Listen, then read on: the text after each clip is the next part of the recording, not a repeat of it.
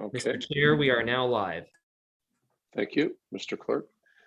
Due to the COVID-19 emergency declaration, this meeting of the General Government Committee is being held electronically and live streamed on the town's website. All members of council in attendance are participating by audio and video teleconference, and town staff are available throughout the meeting if council members have any questions on the agenda. For members of the public watching from home, please bear with us if we encounter any technical difficulties throughout the meeting. I'll now call this meeting to order. We have is there any disclosure of pecuniary interest from any member of council? There being none. I'd like a mover for the adoption of the minutes. Moved by Regional Councillor Marilyn Crawford. All in favor? Okay, that passes. And then we move on to the consent agenda, where we have a few items pulled, including, so we will go in chronological order. Regional Councillor Lee, we have 4.1, 4.2, 4.4, 4.5, 4.6, and 4.7, which is nearly all of them. However, can I have a mover for the balance of the consent agenda? That's Councillor Bauer. Thank you for moving that. All in favor? That carries as well. So now we go to 4.1, starting with Regional Councillor Lee, who pulled that. You have the floor, sir. Library Memorandum of Understanding 2021. Thank you, Chair. And I believe the Clio is on the call right now. So specifically, I just want to ask the explanations or rationale of each of the three reserves. So it's stabilization, special reserves, and capital, and what the intended use for each of them is. Thank you. Through the chair to Regional Councillor Lee. Yes, the Stabilization Reserve is primarily meant for risk mitigation to cover unforeseen expenses related to US dollar exchange rates, personnel issues, or labor relations that come up through the year, which are unforeseen. This reserve will also act as the library's cash flow, so very important. The Special Projects Reserve is to provide the library board with the authority to complete small projects under $75,000 that are specific in nature and are targeted, and to give the board that authority to complete those small projects. And lastly, the Library Reserve capital, which is held with the town, is for larger projects, long-term strategic projects that the board and council would decide on together to save up for. And it also provides an additional funding resource for the town when looking at library capital projects. Great. I just wanted to clarify in case, any councilors had that question, just the very specific usage for each. Looks good to me. I'm glad this was able to be sussed out between our Director of Finance and yourself and the CEO and the Mayor, and fully support it. So Chair, if no one else wants to move it, I will definitely move this. Okay. Thank you, Regional Councillor Lee. Does anybody else have any questions? Any other member of council have questions for 4.1? Seeing none, it's been moved by Regional Councillor Lee. All in favor? That carries. Thank you so much. We are now on to 4.2, which was pulled by Mayor Collier. Operating budget forecast and COVID-related financial impact. Sir, you have the floor. Thank you very much, Mr. Chair. Let me get to this page here. And I guess through you to Ms. Valentin, we do have a fairly substantial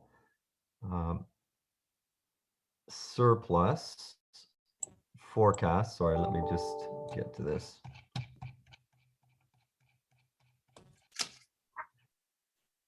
So first of all, and I mean no disrespect by this, but in the past we have had a bit of discrepancy between forecast and what we actually get in February when we do operating, and then sometimes by the time we do our audited financials. How confident are you in this $4 million surplus projection, Ms. Valentin, please? Through the chair to Mayor Collier. Well, it is a forecast.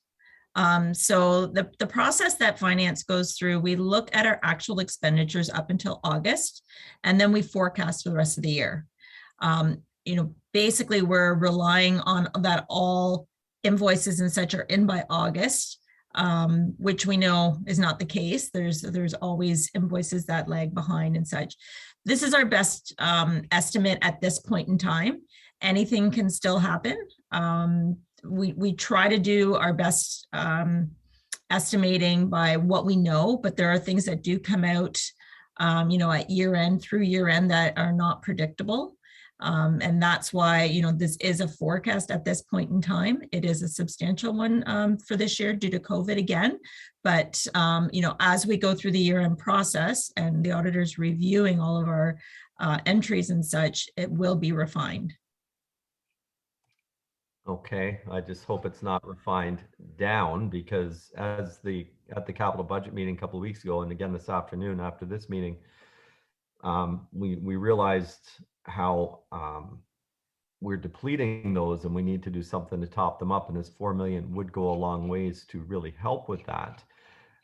Can you please refresh my memory as for the FSP exactly what the breakdown will be of these 4 million into which reserves?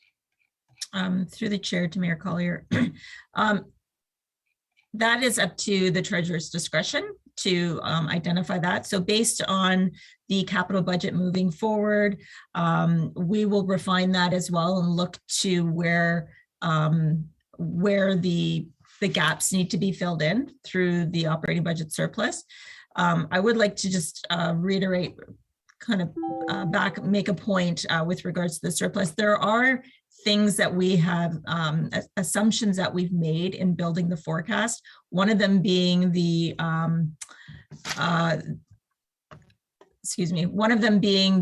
casino money that we're expecting. We've identified that, based on the last amount that we received, we're expecting another similar amount for Q4. That may or may not come to fruition because I don't know how the casino is managing right now. But these are all assumptions that we build into our forecast, which will be refined at year end. Okay. And that will be reported back to council around that same time, right? Around February, where these allocations are going? Through the chair, it usually comes in May. Our auditors come in, I think, in April or May. So I think they're coming in April this year. Okay. All right. I will leave that. I just want to discuss the naming of the new Reserve? Call it the new reserve, the public something. Let me scroll back up. Public Health Break Reserve? Health Outbreak Reserve? Not loving the name. It's a small item. Do we have any alternates? I'm hoping that COVID is a one-off. I hope we're not going to have any other major public health outbreaks going forward after we learn to live with COVID moving forward, because I think it's going to be here for a while. We'll have to manage it, but can we call this something else? Just absolutely. I don't know, community initiatives fund or something. Well, it is specific, sorry, through the chair to Mayor Collier, it is specific to the Restart grant funding and the COVID funding that we received.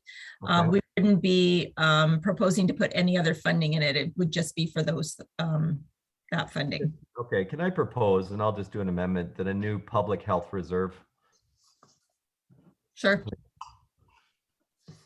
I guess we'll have to vote on that, but those are my questions on this one, and I'm happy to, well, actually, we got the amendment first, and I'm happy to move the main motion, Mr. Chair. Okay, thank you so much. So do we have questions on the amendment? Okay, go ahead, Regional Councillor Lee. Through the chair, I guess, to the Director of Finance, does the province care what we name it? Like, or will they be like, well, that's not what we intended it to be? Like, do they specifically ask for us to name it a certain way or no? Through the chair to Regional Councillor Lee, no. Right, okay, that's great then, thank you.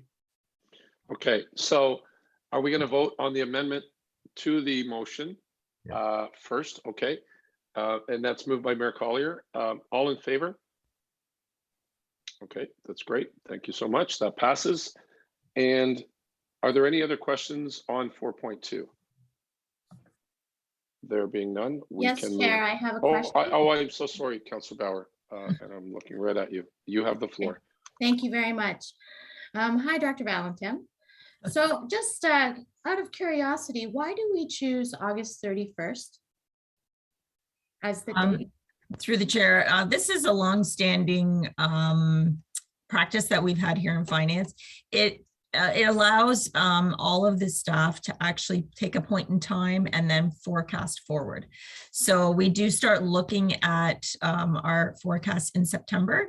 So if we move that out to a later date, it just kind of pushes the analytical time down. So it provides us more time to reflect and look at invoices that we have that are in the system and what we are expecting and what we should be expecting. Okay, so there would be no benefit to have one more month of actual and start at a fresh quarter? Through the chair to Councilor Bauer, we do review the actuals that come in, but as far as our system, when we go to forecast, we have a hard date of August 31st. I think then if we did a September 30th, then we would starting the analysis in October, which then overlaps with the budget. So we're trying to kind of spread things out a little bit to give staff the opportunity to really focus. Okay, all right, thank you very much. That's my question, Chair. Thank you so much. Anybody else have any other questions on item number 4.2? There being none. So it's moved 4.2. The amendment was moved by Mayor Collier, and you're moving it as well, sir? 4.2, the amendment, or sorry, the motion. Okay, all in favor? Okay, that motion passes. 4.3 has already been moved. 4.4 is next, and that's the Ajax Municipal Housing Corporation update. We have Regional Councillor Dyes has pulled that 4.4. You have the floor, ma'am. Thank you very much. And Mr. Clerk, do we have anybody from AMHC who might be able to answer my questions? Councillor Dyes, yes, Kevin Bradley is here from AMHC, or I'm here to answer questions as we had authored this report in collaboration with one another. Okay. Well, first of all, I appreciate the work that both parties have done on this. I know it's taken a while and it's been a lot of work, but I think at the end of the day, everybody will benefit from this. My question is about the strategic plan, and I was wondering what it's going to conclude in March. So I'm wondering, leading up to that, when you start this process, what the communication strategy is for informing the public about the visioning sessions? Thanks, Councillor Dyes. I'll ask Mr. Bradley to address that. Thank you. Okay, thank you. So the first meeting for the strategic plan is taking place this this Thursday with the board, and developing and deciding what the communication strategy and the participants and how they're going to be involved is going to take place, going to be decided probably in the first or second meeting. There's going to be multiple meetings, and that would definitely be one of the items that would be discussed, the communication strategy and the parties that are going to be involved. Okay, so will you be able to provide myself and Councillor Bauer with that information as to when they're going to happen? Sure. Yeah. When they're scheduled, when it's decided when they're going to happen, I'll definitely communicate that information to both of you. Yes. Thank you. I also wanted to know too, within the strat plan session, whether you have discussed different types of program, I guess, liaisons within the community and support from other not-for-profit organizations as part of your housing corporation. Well, as I mentioned, it's the first meeting that we're going to have on this Thursday. So that can definitely be something that can be brought up. I mean, there's definitely going to be questions about community partners and the involvement of community partners going forward and through the process. So it hasn't been decided yet, but that will be one of the things that will be discussed on Thursday. Well, I appreciate that because I know you have existing partnerships right now, particularly, for example, with the library that comes in with the mobile bookmobile, and also with their mental health through the lens. And I think some of these partnerships are really critical, particularly in our seniors buildings for support and for mental health as well. I'd also like to know, through COVID, we've understood what the impacts are of COVID. We're going through another season of being isolated here in the wintertime, and it's been particularly difficult for our seniors, and they still do not have access to their common rooms. And I would like to know that when that will change, because in the summertime, you know, with the heat, those rooms are the only air-conditioned rooms in those two facilities, and some don't have air conditioning. They can meet outside and have some social interaction, but in the winter, they are totally isolated. And I have noticed, as have the PSWs, as has the LINS nurse who services your buildings, that there has been a decrease in mental health and overall health of our seniors in these buildings. So I'm hoping that this will be addressed hopefully sooner than the strat plan, but I think it needs to be included because COVID is going to continue as we have various waves until everybody's vaccinated. So I'm hoping we'll find a resolution to this, Mr. Bradley, in the near future. Is it going to happen? Well, I mean, obviously the safety of our residents is very important to us, and we have been very fortunate with the measures that we've undertaken that there haven't been any outbreaks in any of our sites, including the two senior sites.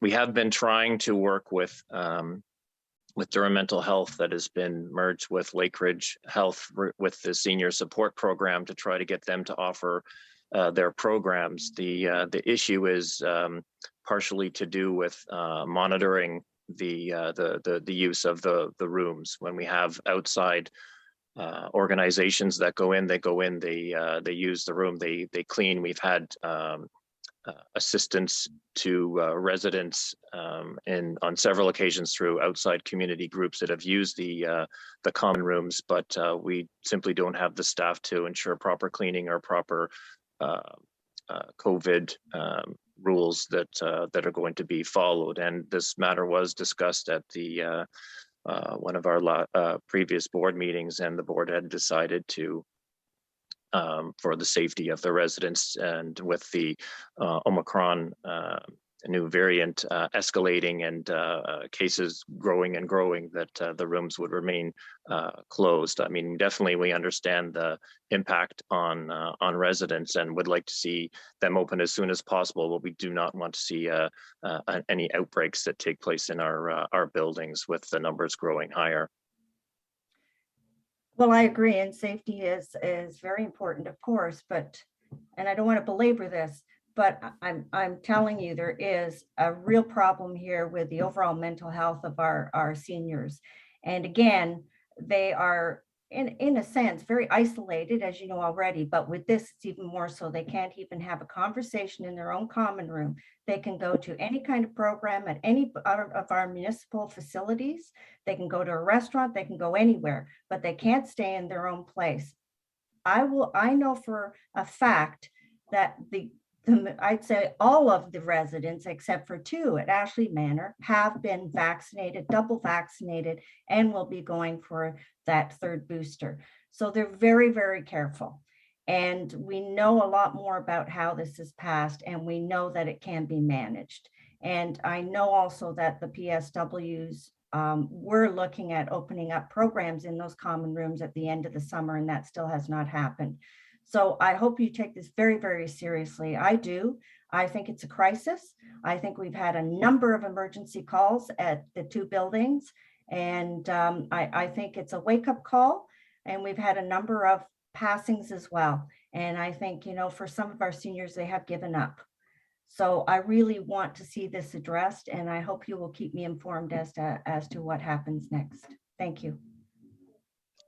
I will absolutely take that back to the board, and we do consider this to be a very serious matter, and you know, we're trying to balance the safety, and we, you know, I've followed up with the Durham mental health staff, and will do that again to work with them about their programs, because we absolutely want to have, you know, their programs back, because they can have the staff there and carry them out and provide the disinfection that is required and the monitoring. So I mean, I 100% agree with you, and I will definitely follow up with them again do whatever it is that I can do to facilitate the reintroduction of the programs to the residents through the community agencies. I appreciate that. Thank you. Any further questions of Regional Councillor Dice? No, you're good. Thank you for that, and thank you, Mr. Bradley. Next up, we have Mayor Collier. No, I don't need to ask questions on this, Chair. Thank you. Okay, I stand corrected. Is there any other questions on item 4.4 from any member of council? There being none, can we have a mover for this? Okay, Regional Councillor Lee. All in favor? That motion passes. Next up, we have 4.5 Animal Shelter Service Proposal, which was pulled by Regional Councillor Sterling Lee.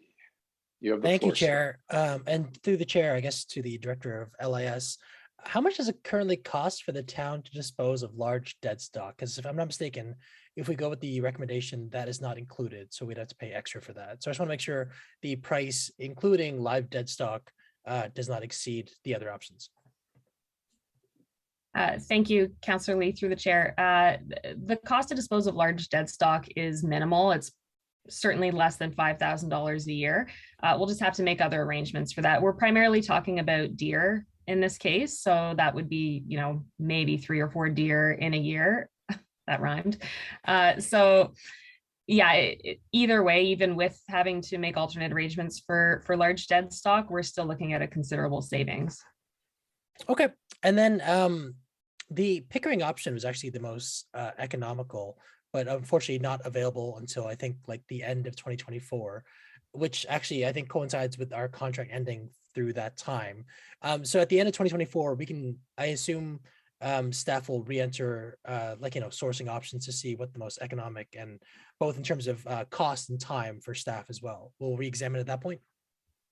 Absolutely. So as we approach the conclusion of our agreement with HSDR, we'll be looking to see if the Pickering opportunity is available, and weighing all those factors, including cost and some of the other factors that we noted in the report. That $75,000 estimate is really preliminary at this point.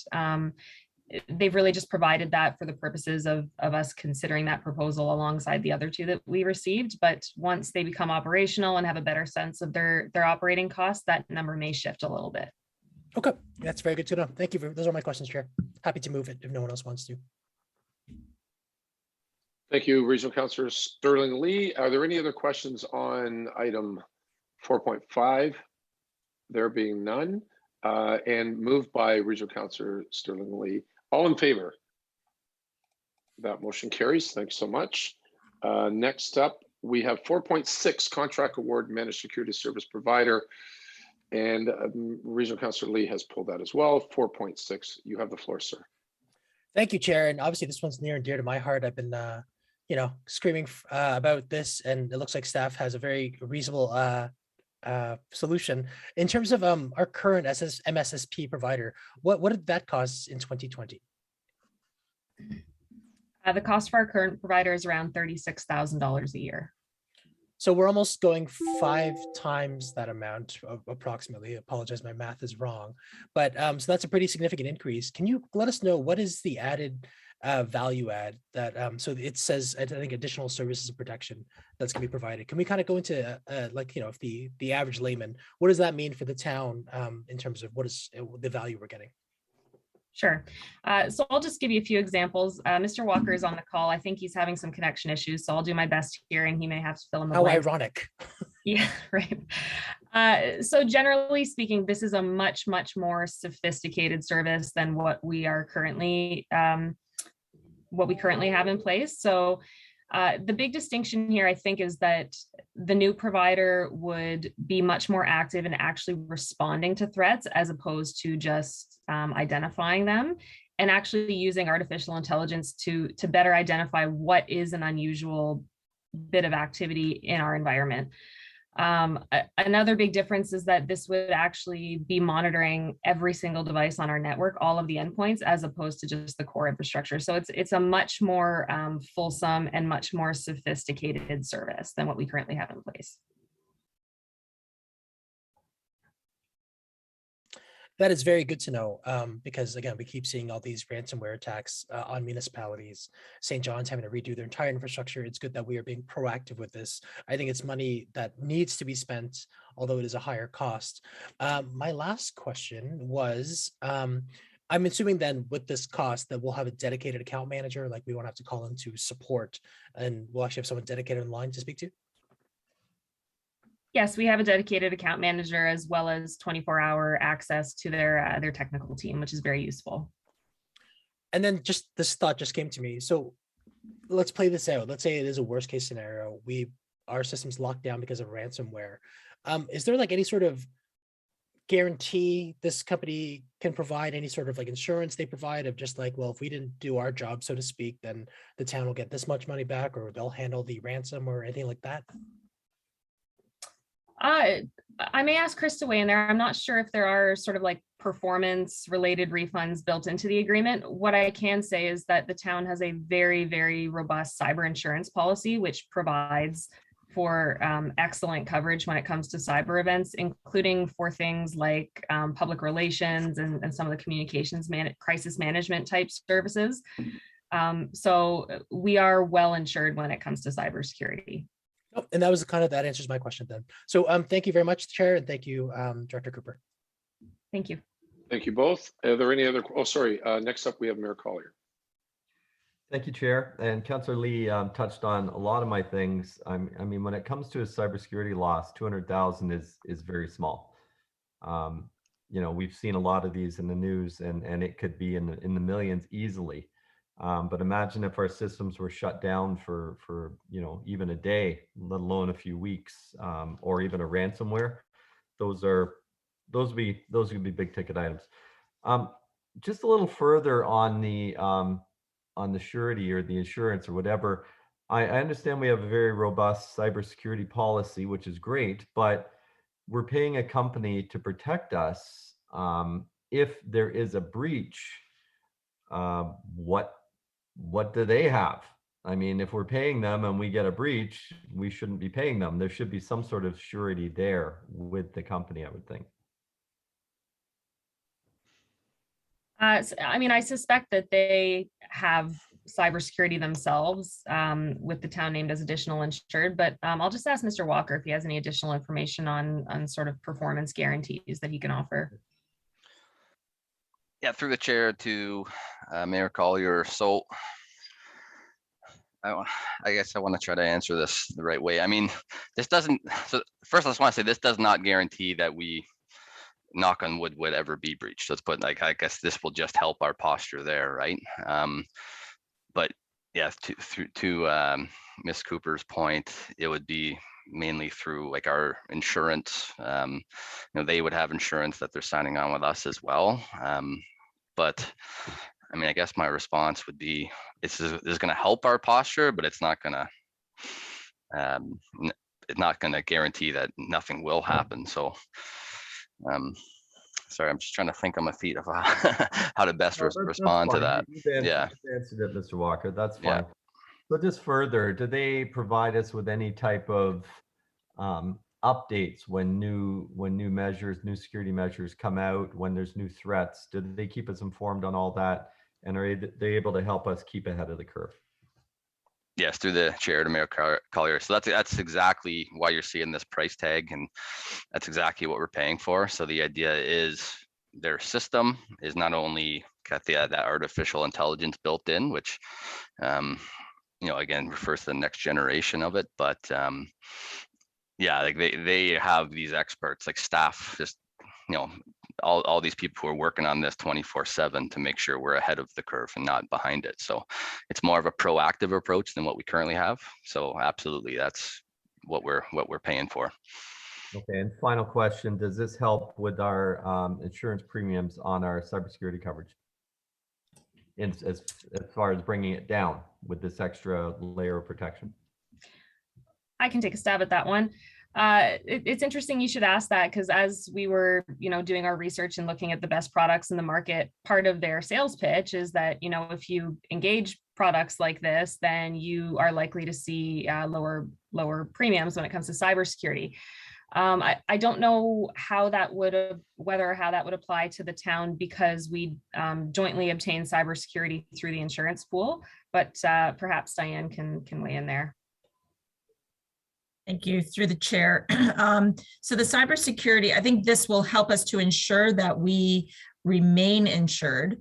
There was an issue this year. Our provider that provided our cybersecurity or insurance last year pulled out of the market. We were fortunate enough to obtain another company's insurance policy, but it is becoming more challenging. There are significant requirements that the insurance providers are requiring municipalities or companies to have to ensure that they can maintain the cyber insurance. So I think this is a positive step forward that we need to have in place to ensure that we can continue to be insured through the cyber insurance. That's great. Those are my questions. If you don't have a mover or chair, I don't mind moving this. Thank you. Thank you so much, Mayor Collier. Next up, we have Councilor Bauer. Thank you, Chair. So I know at the capital budget, we talked about implementing a new HR system, new CRM systems. So I just questioning that this product is compatible, like there's no compatibility issues or something that we're going to run into when we started installing these new programs? Yep, I'll take that if you want, Nicole. Through the chair to Councilor Bauer. So yes, so you'll probably hear this from me in the future. A lot of these new age, or what we call next generation, are basically agnostic to different softwares and hardwares, meaning they all work together, they're all integrated, and that's just going to be the way of the future. Basically, if your solution doesn't work with other solutions, you just won't have municipalities, businesses procuring them anymore. So yes, it does. This would be considered a solution that's agnostic of other softwares. Wonderful. Thank you very much, Mr. Walker. That's my question, Chair. Thank you, Councilor Bauer. Any other questions from any member of council for 4.6? There being none, moved by Mayor Collier. And all in favor? Okay, that carries. Thank you so much. Next, we have 4.7, which is the contract award Rosin Road reconstruction from Church Street to Westney Road, and that was pulled by Mayor Collier. You have the floor, sir. Thank you very much, Chair. Through you, I guess it'll be Mr. Meredith or staff. Considerably over budget.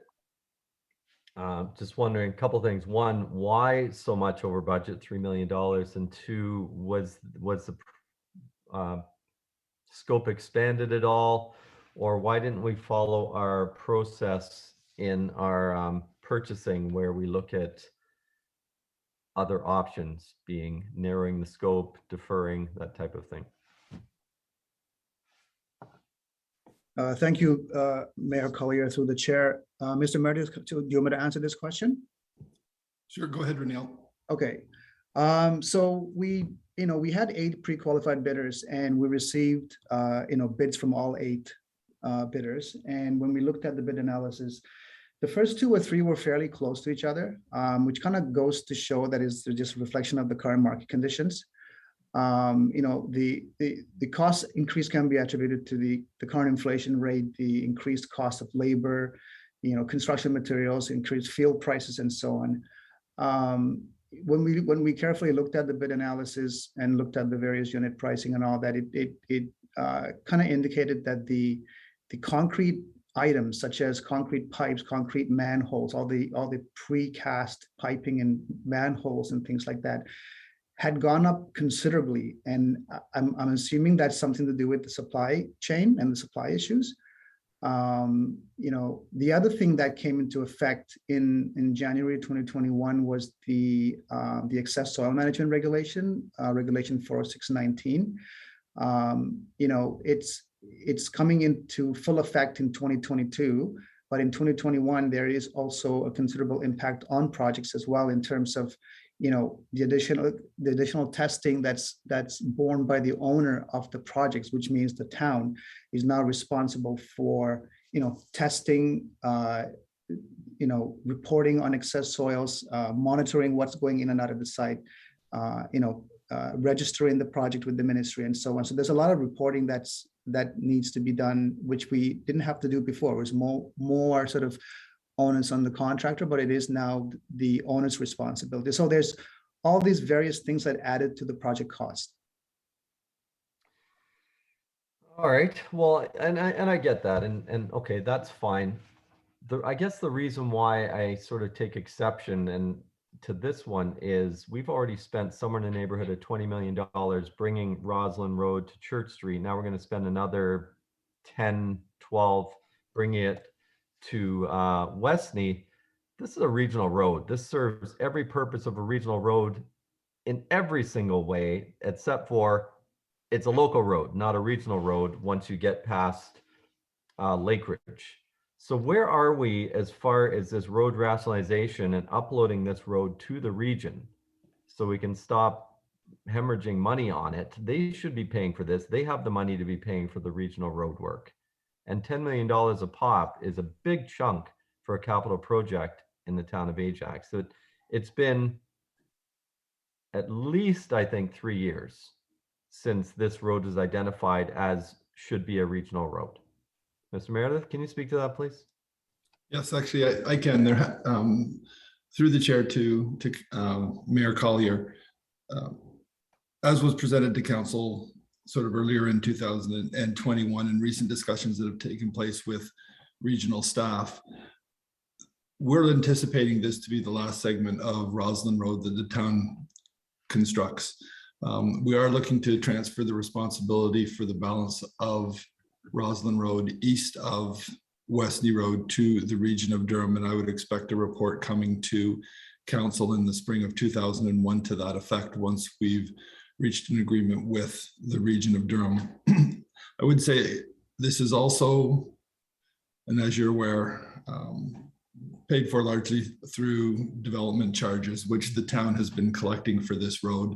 As we and the region both update our DC background studies sort of next year, the region will be reflecting the future Roslyn Road costs within their DC background study so that they will be collecting development charges for the segment east of Westney Road. So conceptually, the town and the region are on board. There's some logistics from a costing standpoint in terms of what the town would absorb and take on with respect to Westney Road.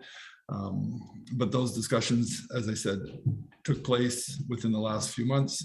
There will be reports coming to regional council as well as Ajax council,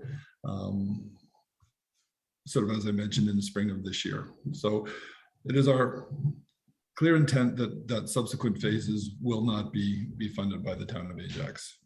Okay, I'm very glad to hear that. I know you said 21. I know you meant 22. That's correct, sorry. And I'll be watching for that in the spring and asking, and I know Regional Councillor Crawford will be probably asking at Works too where this is. So, last one, but I know we're going to be on the hook for South Westney after this. Let's hope that's not quite as big because that's what we're swapping for, isn't it? That's correct. Okay. All right. Thank you. Thank you, Chair. Thank you so much, Mayor Collier. Next up, we have Regional Councillor Marilyn Crawford. So I thank you, Mr. Chair. I just wanted to say that I agree 100% this should be a regional road and regional responsibility. My only concern about offloading it to the region is, does it remain a priority? We have a lot of development happening on the other side of Harwood Road, and it's all contingent based on the widening of the road. and there's, you know, a developer that's chomping at the bit right there in the Longos Plaza. And so I guess, I mean, I guess if it drops to the bottom of the priority list, then they can't go on with their development. But at the same time, we need to address the infrastructure from Lake Ridge Road to Harwood. So I guess that I'm asking the question to staff around maintaining that priority for Roslyn Road. Through the chair to Regional Councillor Crawford, that is part of the discussions that we will be having and have had with the region as it relates to that commitment. But as you know, budgets in a forecast are subject to change, which is, I think, what your concern is. Really, council is just approving the capital budget for the next year. So to the extent that we can legally paper an agreement and a commitment as it relates to the timing of Roslyn Road, we will attempt to do that. And we'll report back to council through the appropriate channels once and as we've advanced those discussions. But I think the region does share the priority of Roslyn Road, but how it stacks up against other regional priorities, I can't speak to that at this point in time, but we will look to ensure to the extent possible that we can get that commitment to maintain the time frame that we've established. Because there's a lot of municipalities that want to offload their local roads to the region, right? So the priority shift may happen just because everybody thinks that their road is more important than somebody else's. So, but we'll keep doing our part at the region. But yeah, I agree 100%. It should be a regional road. Anyway, thank you, Mr. Chair. You're welcome. And Mayor Collier, a quick follow-up with Regional Councillor Crawford. Actually, thank you for letting me back in, Chair. I just did want to follow up because absolutely you're right, Marilyn. This has to maintain high priority.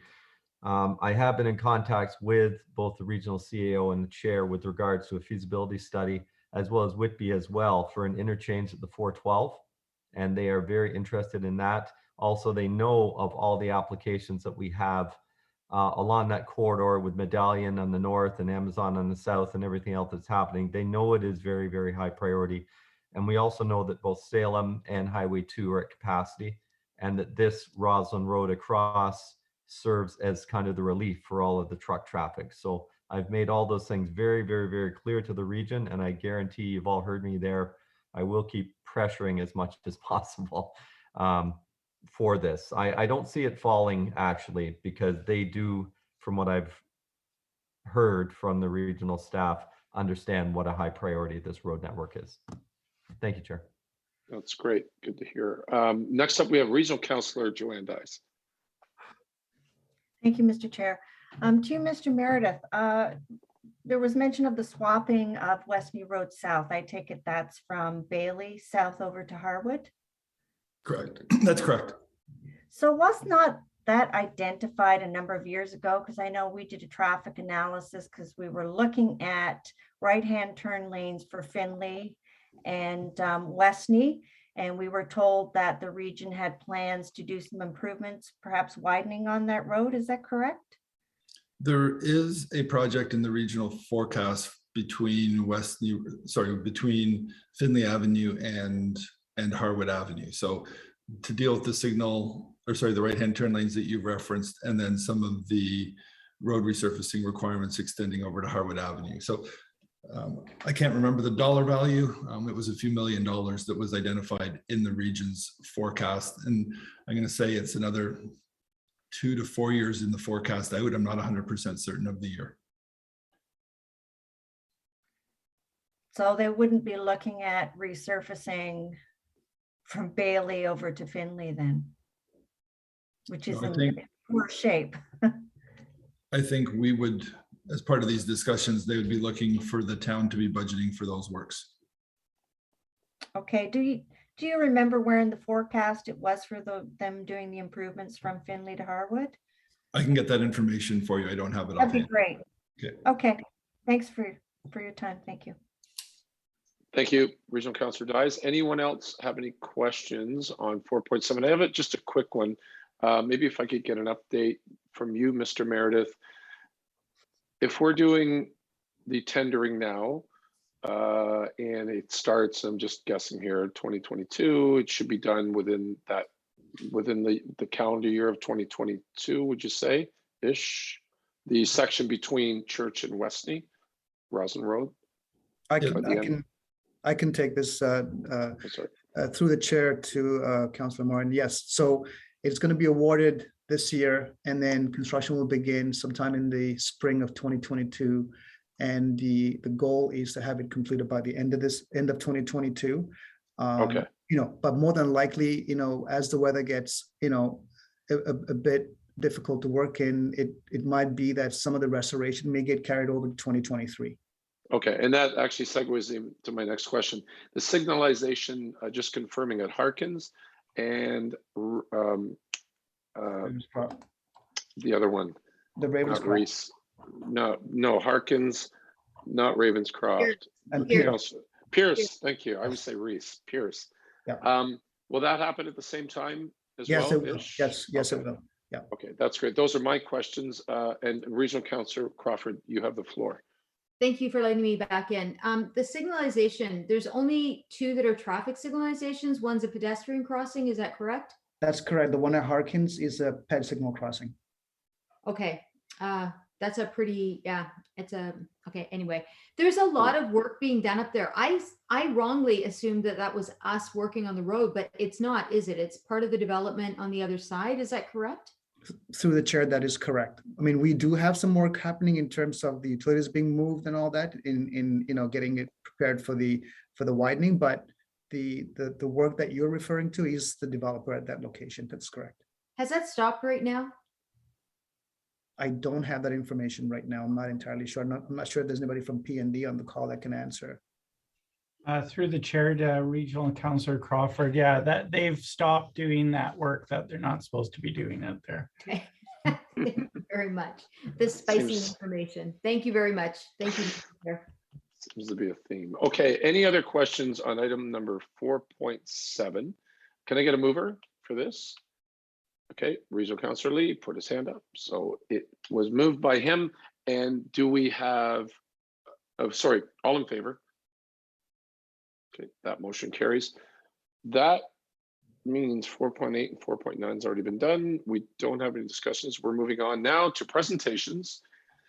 6.1, Draft Recreation and Parks Master Plan. I believe we hear from Mr. Meredith. Director Meredith, sir, you have the floor. Thank you. Thank you, Chair. We do have our consultants, Todd Brown and Anand, with us, who will take you through the presentation of the draft master plan. Just a couple of introductory sort of comments before the presentation takes place. This is really intended to be sort of an information session or a presentation from the consultants based on the draft master plan. We're not looking for, obviously, council to endorse or approve anything for today's meeting. We understand that members of council are seeing this for the first time. So as opposed to reading and going through the document through a staff report, we've asked the consultants to provide an overview and a presentation of some of the key findings and recommendations that are in the draft master plan. Upon council receiving the presentation today, our plan is to consult with the public in the January-February timeframe, including our stakeholders and community groups. And then we will respond to the feedback that we receive. We'll coordinate the communication through our corporate communications team, and we will obtain the feedback. And if there's any revisions or modifications or changes that are being recommended at a staff level, we will update the master plan and present it in a final form, hopefully in the April timeframe. And obviously, as part of the final master plan, we'll look to develop an implementation plan that sort of sets out priorities, that sort of will define more clearly years when we're anticipating some of the infrastructure being implemented. And sorry, that's my dog in the background. And we'll go from there, and we'll have costs associated with it at that time. So I'll turn it over to the consultants, and we'll go from there. I thought it was Rona. No. Not Rona. Thank you for the opportunity to be with you today. I'm Todd Brown with Monteith Brown Planning Consultants, and joining me is Anand Desai. So we're going to, as Dave mentioned, give you an overview presentation, and then we'd be pleased to answer any questions or clarifications. But as Dave has indicated, the purpose is really to try to give you an overview and then bring that out to the community to test the recommendations and then bring that back to you for further consideration. So I'm just going to share my screen. Just take me a second here.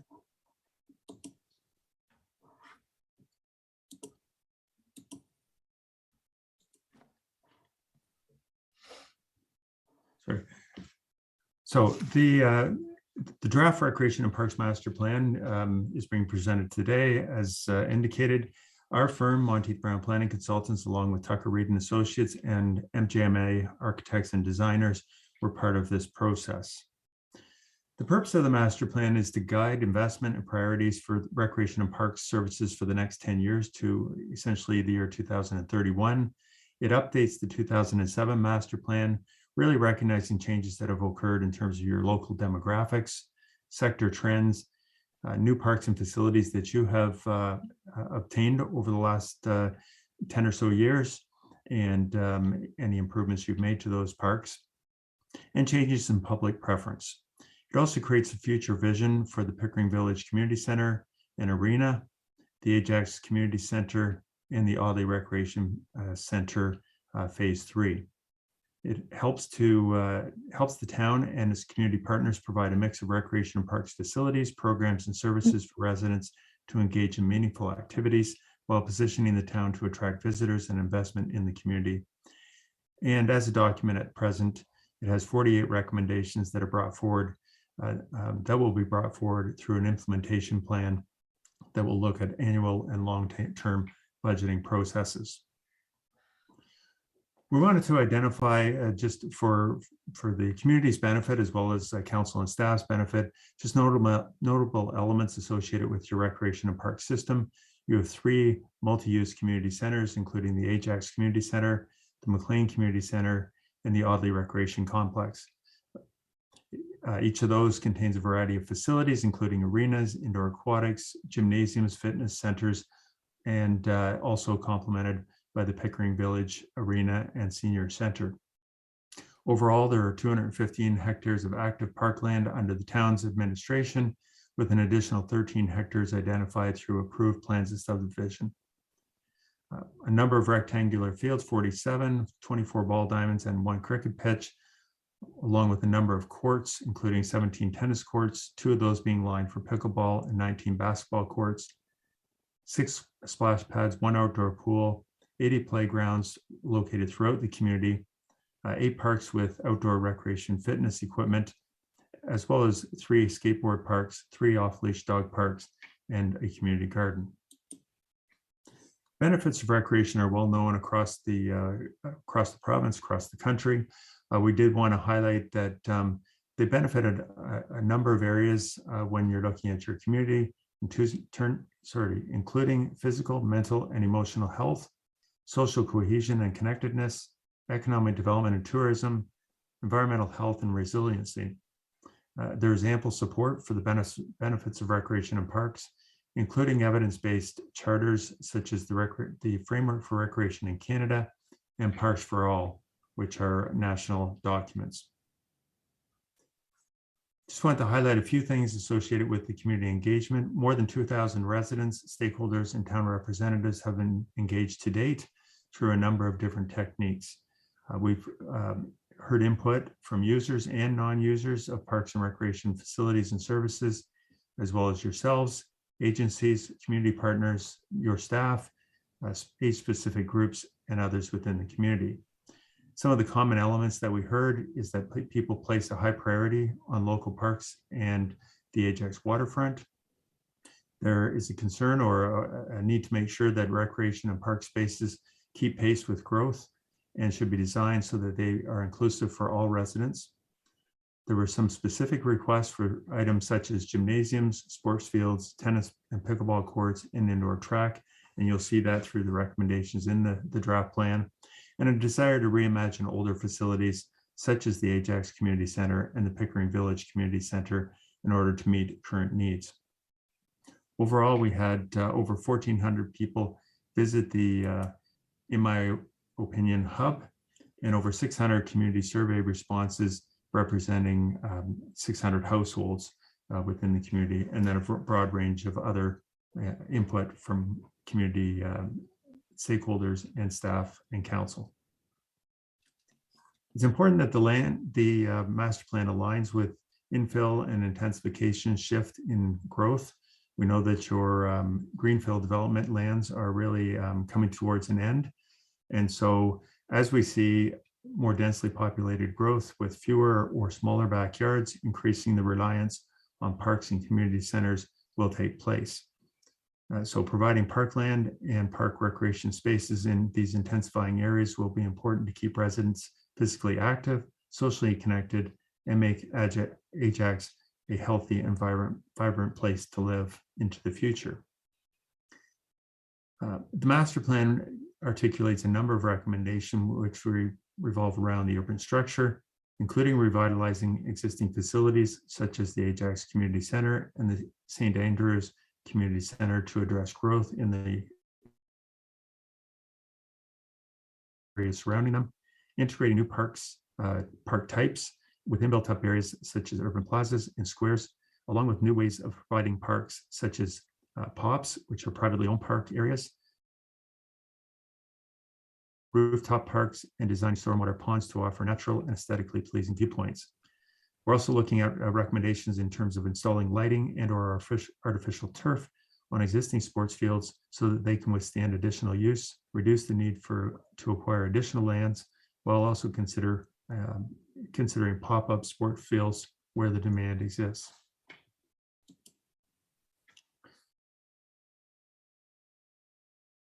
So in terms of the reimagining the Ajax Community Center, a substantial renovation is recommended to recognize the higher residential and employment densities in and around the downtown regional centers. This would include adding a new Excuse me, Chair. warm water teaching pool. Get the presenter to do the Sorry. full screen. Ask the presenter to do the full screen, please. It's cut off on the left-hand side, all the wording. Is it? Oh. Not for us. Not for me, sir. Are you on the right view, Sean? The top right corner? Well, I'm on full screen.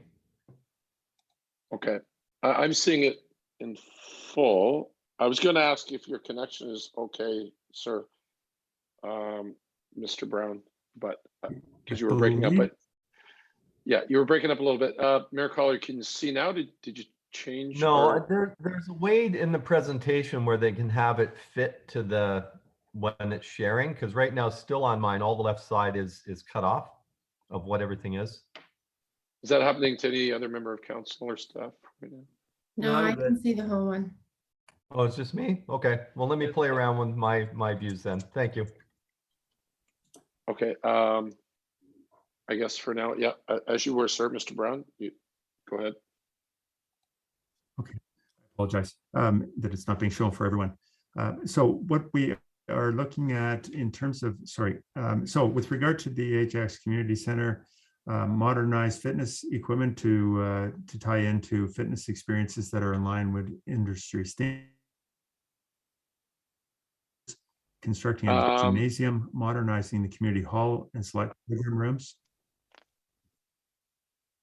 So you're breaking up pretty good there, Mr. Brown. We can't really. Sorry. Todd, would you like me to carry on? Maybe I could ask on and decide to take. Maybe I could ask on and decide to take over in the interim. Okay, that's absolutely fine with us. Anon, Mr. Desai, you have the floor, sir. Thank you, Mr. Chair. So just to build on what Todd was just speaking about right now in terms of the Ajax Community Center renovation, again, largely in response to the intensification that is occurring and will continue to occur around that community center, the pressures that it will face. So we have proposed additions to the indoor aquatic center to increase lesson capacity and aquatic fitness, those kinds of things. Modernizing the fitness center so that the experience is more in line with current trends, as the town has proactively done at the Audley facility, for example. Constructing a gymnasium, a lot of youth, a lot of seniors in that area looking for a gymnasium space. modernizing the community hall and appropriate, selected program rooms to increase their appeal, potentially attract new forms of revenue if they're well suited or equipped for business functions, that kind of thing, as well as repurposing the north soccer pitch in light of that reliance that the folks in the areas of intensification will place for outdoor public space, converting that field, relocating it somewhere else, and redesigning it so that it contains a splash pad, additional hard surface courts, playgrounds, and a leash-free area for those that may have pets in those apartments. Todd, can you click? Oh, perfect. So in terms of the Pickering Village, the existing community center and arena, as you know, are of a certain vintage, let's say, and approaching an end of their life cycle in many structural and mechanical components. And so the thought process, and supported by consultations, is that there's an opportunity to reimagine that space as well through a redeveloped facility on that Pickering Village campus that you own. And so that would continue to be driven by providing a dedicated space for your 55+ population, supporting it with appropriate facilities such as a new gymnasium, group fitness, and given the role and the vibrancy of the arts and cultural sector in the Pickering Village, considering space for those types of uses in that new community center, along with space for youth programming and general programming as a whole. And with that spirit that the village has historically embodied of working as a collective, an initial vision has been floated whereby the town would consider a community hub model, building on not only multi-use recreational components, but also the arts and cultural side. If there's opportunities to work with partners in terms of delivering health and social services, a library, educational aspects, technology and innovation, many municipalities are pursuing. So some of those components that are non-recreational would certainly need to be confirmed by another subsequent exploration. This study clearly is focused on parks and recreation, but we do see strong value in how parks and recreation can be synergistic with other community components. Next slide, please. Oddly, phase 2 was recently completed just before the pandemic's onset, and within the next 10 years, we can see a need and a justification based on your growth to proceed with phase 3 of the recreation center's development, as well as its outdoor spaces. And so that would allow the town to continue to address growing needs in Northeast Ajax, as well as other areas of your municipality. It provides an opportunity, given we have not made a recommendation to reconstruct an arena in the village. We feel that the young populations in the Northeast, the space that exists up there would lend itself well for at least one arena, and we're calling it a twinned indoor sports facility. As much as we don't see demand for that second new ice pad within the next 10 years, there may be economies of scale that can be attained if building the structure, using it for another facility, whether that remains permanent or temporary, supporting that facility with an indoor walking or running track, and then looking to the outdoors to reinforce its 12-year use, an outdoor skating trail or skating rink, as well as an outdoor festival events and special events area, the latter of which will likely take pressures off your waterfront and other parks. Next slide, please. The town has presently been conveyed, from what I understand, a community park through planning processes that are underway in the southeast. And so there is a community park known as the Magnum Opus Community Park, which presents an excellent opportunity to address a broad range of outdoor recreational needs in southeast, including tennis and pickleball courts, basketball courts, a skateboard park, splash pad, leash-free area, and a natural playground structure. Next slide. Thank you. And then in light of the fact, as Mr. Brown mentioned, with the town largely building out to its borders, the ability to acquire parkland, as you did when you were much more of a suburban model, will be increasingly difficult. And so therefore, one would have to look at your existing parks system to anticipate how those parks can be designed or renewed or enhanced to meet ongoing needs over the future.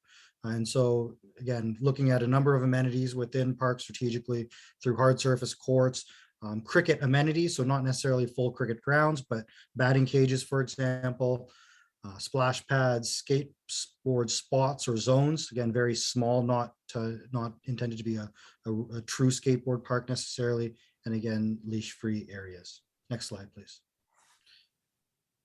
Youth and seniors were a big focus through the consultation. So we heard from many folks in those demographics. And so with the town recently approving its age-friendly Ajax community plan, yourselves being designated as a youth-friendly community, continuing to build on those initiatives so that you do provide and are truly known as a place for all ages.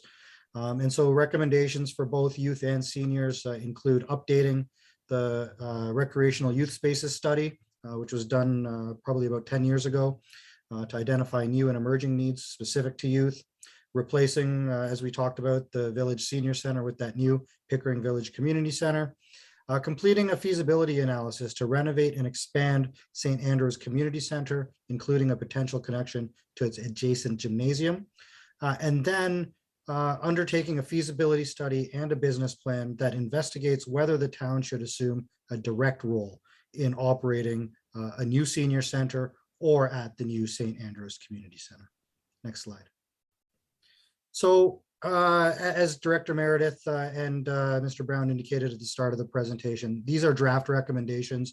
We welcome your feedback here today with the intent of going out to the community in early Q1 of next year, followed by development of an implementation plan to support the master plan's recommendations and bring this forward back to you kind of in the Q2 timeframe. So with that, both Todd and myself are available to answer any questions of council. Thank you, gentlemen, for your presentation. Very interesting as we see our town potential. First up, we have Councillor Khan, sir. Thank you, Mr. Chair. Thank you for your presentation, gentlemen. Couple of questions. You guys said that we have 47 rectangular fields.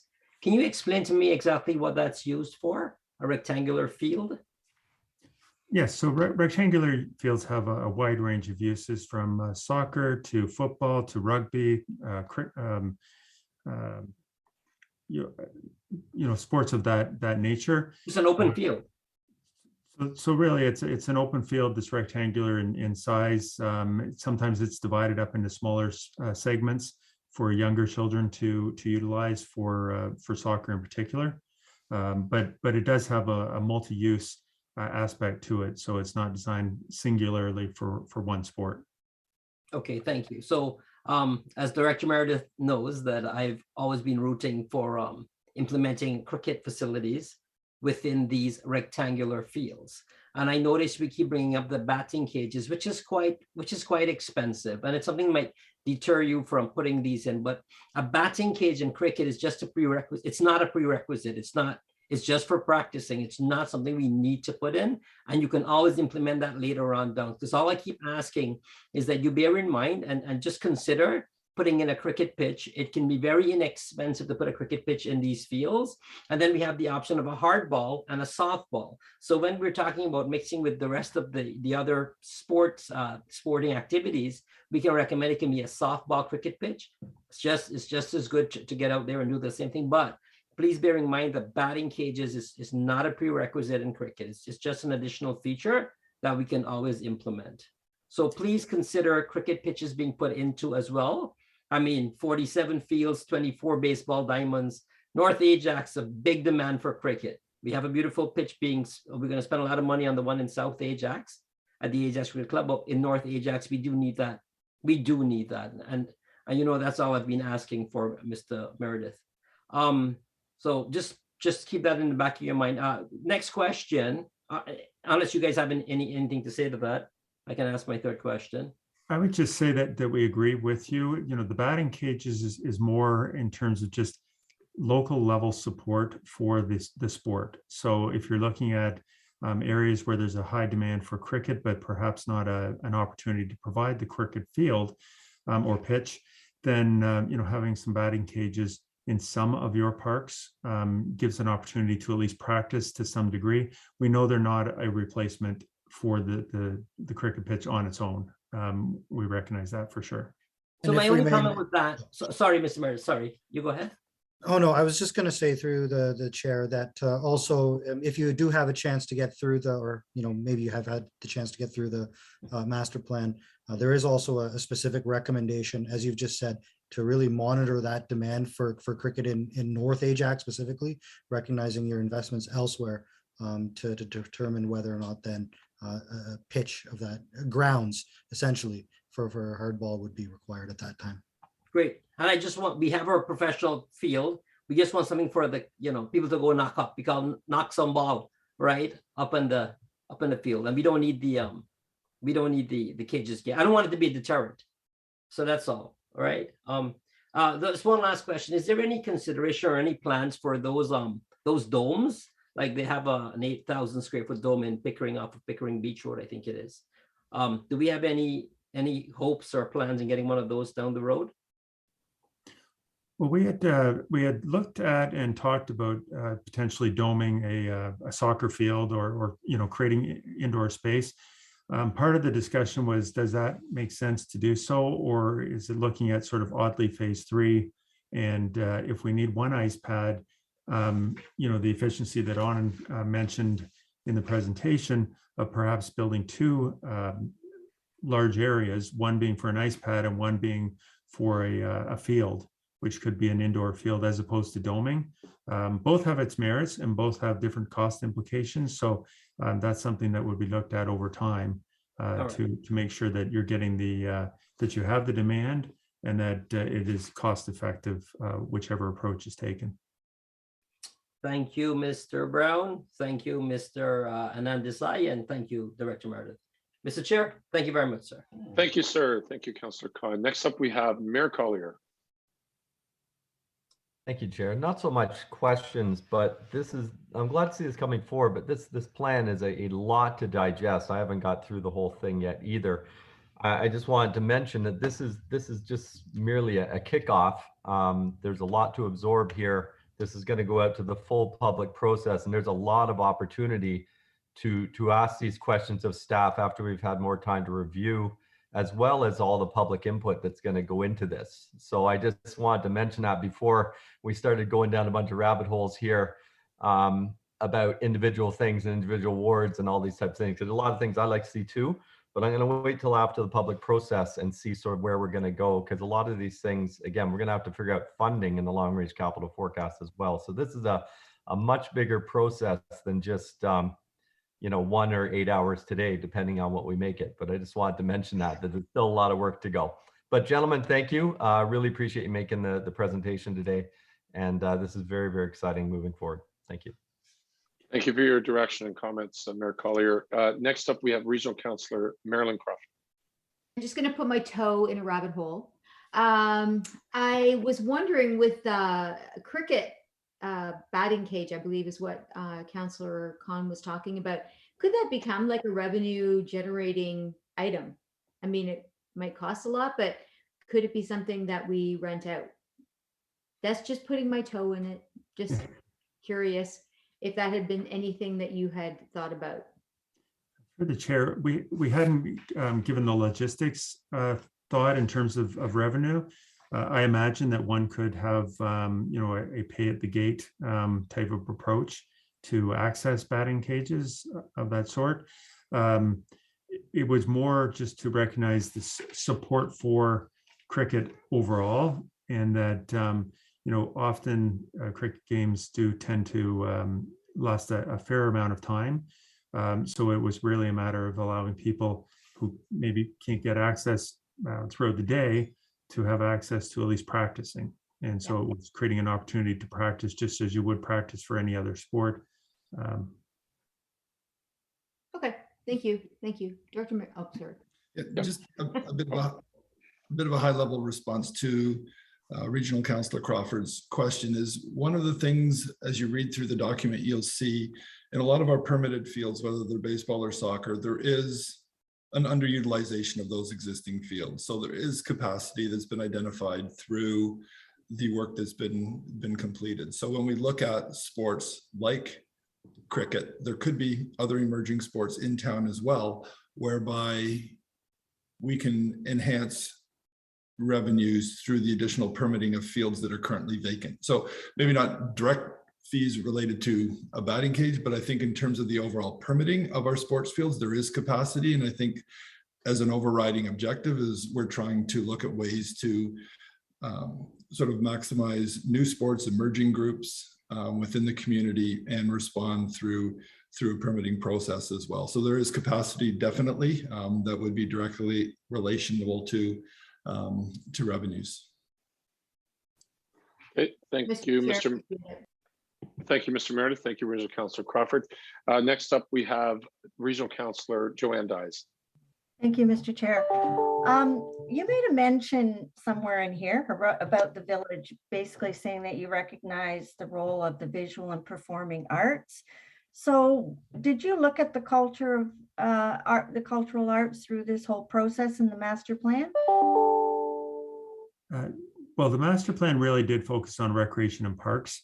We do know that in the 2007 master plan, there was recognition of an opportunity for this particular location to have an arts and cultural feel or opportunities being provided there. So when we look at the site overall and recognizing the potential of it to be a community hub, which could offer, residential housing, employment opportunities, as well as recreational and opportunities as well, that we also recognize that there is perhaps an arts and cultural potential as well.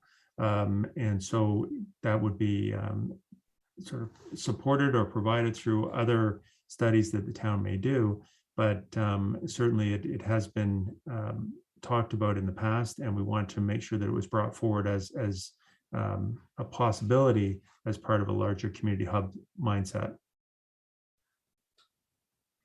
Thank you. Well, as we do have a performing arts facility, correct? Because it was mentioned in the village as part of visual and performing arts. Right. So maybe Mr. Meredith can help me out here as to where does arts and culture fit into recreation? Because it is considered recreational in many aspects. I think Mr. Gruber or Mr. Vida are on the call, and they might be able to speak to that. I know there was discussion about updating the Arts and Culture Master Plan, and there was a discussion last week as part of the budget discussion as it relates to that. But sort of as the owners of sort of the arts and culture portfolio, Chris, I don't know if you want to chime in or if Robert's on the line and want to speak to it as well. Yeah, and through the chair to Regional Councillor Dyes, it would be our intention in recreation, culture, and community development to see anything supporting arts and culture within the town to be supported through an updated culture plan, which is why we had that item included in the capital budget for consideration for 2022. Now, as part of the supporting documentation leading up to the creation of this draft Recreation and Parks Master Plan, there's been more fulsome information detailing arts, culture, theater, and those types of pieces that you're asking questions on. So as we continue to further refine the Rec and Parks Master Plan, I think what we'll want to do is take a closer look at some of the pieces in the supporting documentation that may be currently missing and look to re-add those into this plan. Well, I guess I'm kind of pleased to hear that. I guess I'm a little concerned when I see a recreation master plan come out that doesn't include the recreational arts and performances. We have many cultural groups that want to perform. We have many artist groups that work out here. We have partnerships with the Pine Ridge Arts Council. We have our own St. Francis Center. I mean, and you're looking at intensification, density of population who are also going to be interested in the arts.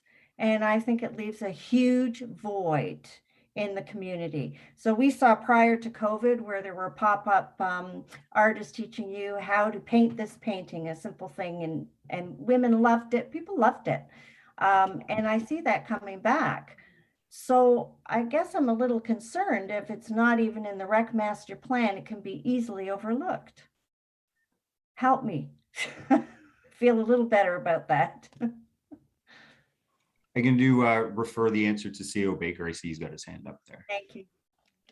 Through you, Mr. Chair, just touching briefly on what Acting Director Vita mentioned. So most municipalities, a culture plan is a separate document that is like a secondary plan off of a Parks and Rec master plan. Parks and Rec master plans generally talk about facilities and infrastructure and what types of the trends are for sporting fields and different types of things that the public wants to see as far as infrastructure goes. But absolutely, staff believe that arts and culture is a huge part of what recreation and culture brings to the community. And that's why we did bring that to the capital budget as a request to update that plan. Now, it's my understanding that through those discussions that we had at the capital budget meeting, that council is open to us bringing that forward again as a request in next year for the capital budget. And we will absolutely be doing that. But there's a lot, as you can see in the presentation, there's a lot of priorities there, a lot of work to be done. And again, throughout, as we talked about on December 1st, there's a number of plans that needed to be updated, and this was one of them, and we couldn't do them all at the same time. So I'm pleased with the progress that we're making. I think we still offer a great portfolio of arts and culture to our community right now. It does need to be updated, but I think that bringing forward a request for the plan next year makes sense with all the work that we have to do to finish off the term. Well, thank you, Mr. Baker, and I appreciate that. But again, I have concerns when you're planning on retrofitting buildings and adding on and things like that. I hope you give me assurances that this will be looked at, because when you are designing for the arts, it's just not a blank room. There are requirements that they have as well, just like any team does. And they're not team players, and their voices aren't very heard. So that's why I'm speaking to you, but we do benefit from them. Thank you. Thank you, Regional Councillor Joanne Dyes. Next, we have Councillor Lisa Bauer. Thank you, Chair. Thank you for the presentation. I am super duper excited about the potential here. It's wonderful to see these ideas, and it'll be great when we hear how we're going to fund them and what the plan is. So, and I think public consultation is critical. So I'm just wondering, what's the plan? I know it's happening in the new year in Jan, Feb, but what's the plan for public consultation? Will there be opportunity for in person, or what's a strategy there so we can try and reach as many people as possible? So we'll be meeting with the corporate communications team, and we would look to engage the community in a variety of ways. So whether it's online, whether it's in person, online meetings, there'll be a variety of presentations made. We'll aim to target, similar to what we've done in the past, whether it's youth groups, community groups, the older adult steering committee, the various advisory committees that we have. So there will be a range of outreach that we'll have with respect to this plan to continue to get feedback during the month of January and February. So there'll be opportunities, as I said, online for feedback directly on the town's website. So it'll be front and center in a number of capacities over the 2-month period.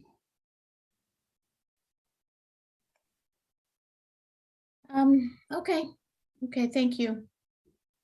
Thank you, local Councillor Bauer. Forgot your title, same as mine. Does anyone else have any other questions for the presentation? Okay, seeing none. Thank you so much, gentlemen, for all you've done. And as Mayor Collier has indicated, we'll all study this and look forward to reviewing it more. Can we have the agenda back up, Mr. Harris? Thank you so much. That does 6.1. Next up, we have 6.2. It's this community improvement program review, including future direction recommendations. Director Romanowski. Thank you, Chair. I don't really have anything to tee it up for Mr. Sawchuk. I'm just going to let him get into his presentation. But I think for the most part, Council has had a couple touch points already with Mike on the CIP and all things CIP. So this is just building off those initial discussions that we've had to date. So I'll turn it over to Mike. All right, thank you for the introduction, Director Romanowski, and good afternoon, everyone. So as mentioned, I'm going to spend a little time today talking about our community improvement plan review, specifically recommendations for future direction.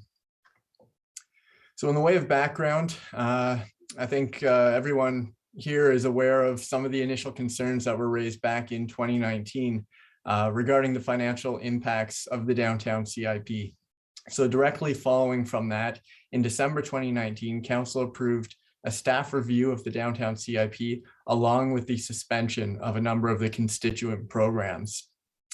Shortly thereafter, in October 2020, the Pickering Village CIP was brought into the fold. So at that time, it was also added to the CIP review, and some of its programs were suspended at the same time. So what have we been up to since those suspensions took place? Well, the largest priority immediately after that was to get a better sense of our existing financial obligations. So we coordinated a legal review at that point, really to have a clear sense of what we owed out to successful applicants in the past. From there were a number of administrative changes that we had to make. So some of these programs were actually implemented through existing bylaws. So one example of that would be the development charge bylaw. So we had to go through an official amendment process in order to affect the suspensions that Council had suggested.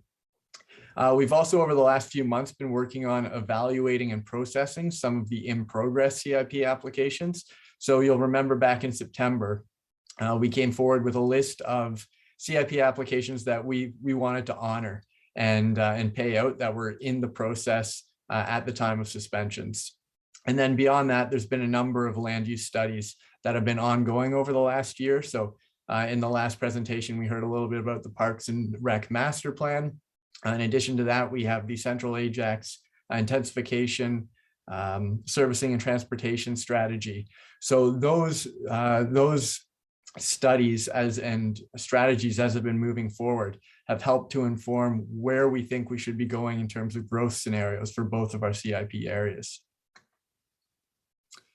So now we've arrived at the place where we really need to decide what the future of the CIPs are going to look like.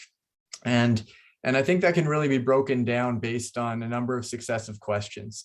So the first question we need to answer is, should the CIPs be retained or should we eliminate them entirely? If we do decide to keep the CIPs in any form, we need to then look at the existing programs within those CIPs and determine whether those programs should be retained as they are, modified or eliminated entirely. And then we need to make a determination if there are other types of programs that are available that would help to better address the town's needs or the town's objectives within these CIP areas. So the balance of this presentation will be really looking at what staff have been doing in terms of answering these three questions. So first is retention versus elimination of the CIPs. So I think it's fair to say the general sentiment from Council that we've seen in the past over the last couple of years has been that the CIPs are not necessary for development in Ajax and have now constituted a financial burden to the town. And short of actually getting rid of the CIPs entirely, it's very difficult to understand how important these CIPs have been for development. I think at the staff level, we of course are aware that the CIPs help to attract development, but more than that, they really help to shape the types of development that we're getting. And I think that's really key in terms of our views of the importance of these CIPs. So we've really set out to look at different information available to us that could help make us a determination as to the importance of these CIPs. And one of the first things that we did was we looked at other municipalities. What are the general trends that we're seeing across the province in terms of CIPs? And beyond that, we spent a little time looking inwardly at our existing CIP programs and trying to get a better sense of the benefits that they did bring, just looking beyond the dollars that we're handing out, and what do we get in turn for those dollars. So starting with the scan of other communities and how they use CIPs, we looked at every single municipality across the province with a population greater than 20,000 residents, and the trends were quite clear.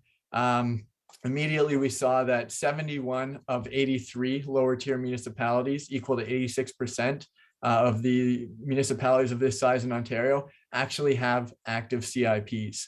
So these are obviously tools that municipalities have taken hold of and seem to be quite important to them in terms of attracting development. Obviously, the needs of Ajax are going to be quite a bit different than, let's say, a rural municipality somewhere in southwestern Ontario. So we had to go beyond just looking at population and create smaller components of communities that we would look at for a comparative analysis. So one of the first ways we did that was looking at other communities in the GTA. And you'll see that the numbers essentially hold true. 23 of 26 municipalities in the GTA actually have active CIPs. And I think it's interesting to note that the only 3 municipalities that don't are Pickering, Markham, and Milton. And each of those communities has an expanse of greenfield area available for development. So there's lots of development potential in those communities. A lot of other GTA municipalities are more similar to Ajax in the sense of they're essentially built out. And when you're built out, development projects become a little more complex, they become a little more difficult and expensive. And it's really those municipalities that are in a similar scenario to us in that sense that have really taken hold of these CIPs as a tool for attracting development. Looking extremely locally, when we look at Durham region, we see again that the stats hold true. 7 of 8 municipalities in Durham have active CIPs, with the one exception being Pickering, as mentioned. We also want to look really closely at the types of programs offered in other municipalities that were very similar to us. And I say similar in terms of their population size, their land base, but also their proximity to regional infrastructure. And 4 municipalities that are quite similar to Ajax are Newmarket, Oakville, Richmond Hill, and Waterloo. And again, all 4 of these communities do have active CIPs. It was also interesting to see that there's been a number of municipalities that have entered into the CIP world in just the last few years. So it would be somewhat of a risky venture for us to remove ourselves from the CIP game when there are so many other municipalities actually going in at this very time.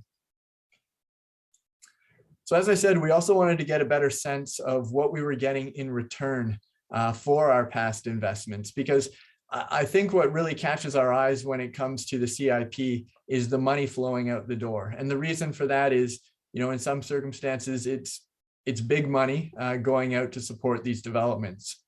So I wanted to just look at one of the smaller developments that we've been able to support through the CIP. And this is one in Pickering Village, where we agreed to award close to $500,000, which is a big ticket item. And that was made up of just over $116,000 in fee rebates and just over $300,000 in DC exemptions.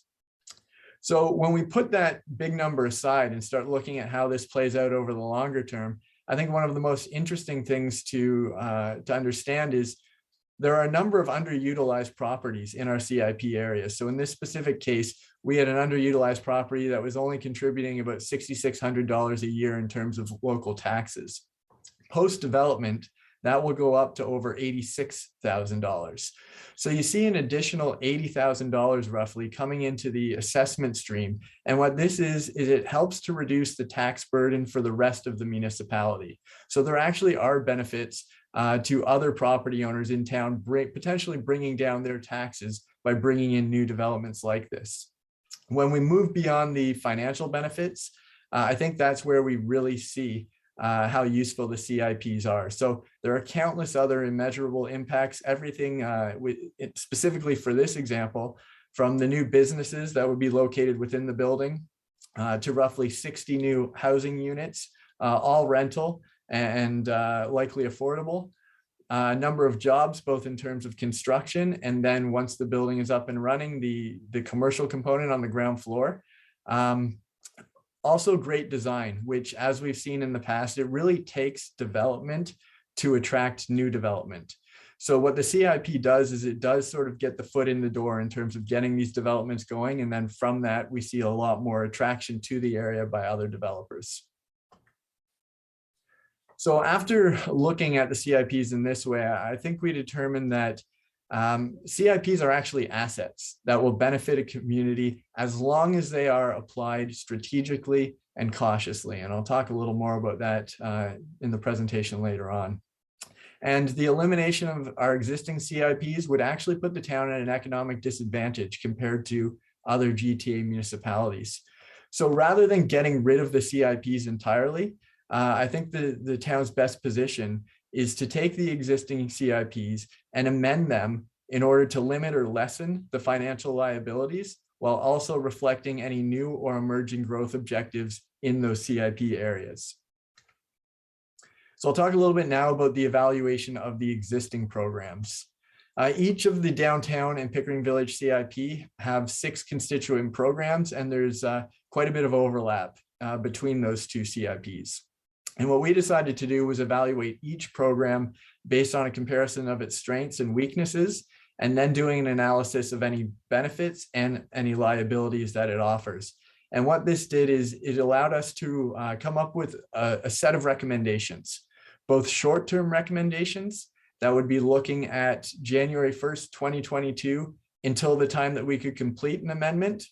And the reason for this January 1st, 2022 date is the current suspensions will end at the end of 2021. So with our past council resolutions, those suspensions went out right to December 31st, 2021. Well, starting January 1st, if we're going to continue studying these CIPs and coming up with ideas of what we want them to look like in the future, we're going to need to continue those suspensions in some cases. We also put together some long-term recommendations which would look at post-amendment. So what do we see from these programs potentially in the long run once we've completed a fulsome amendment? Now, as I mentioned, there are 6 constituent programs within each of the CIPs. So there are 12 evaluations that we had to do in total.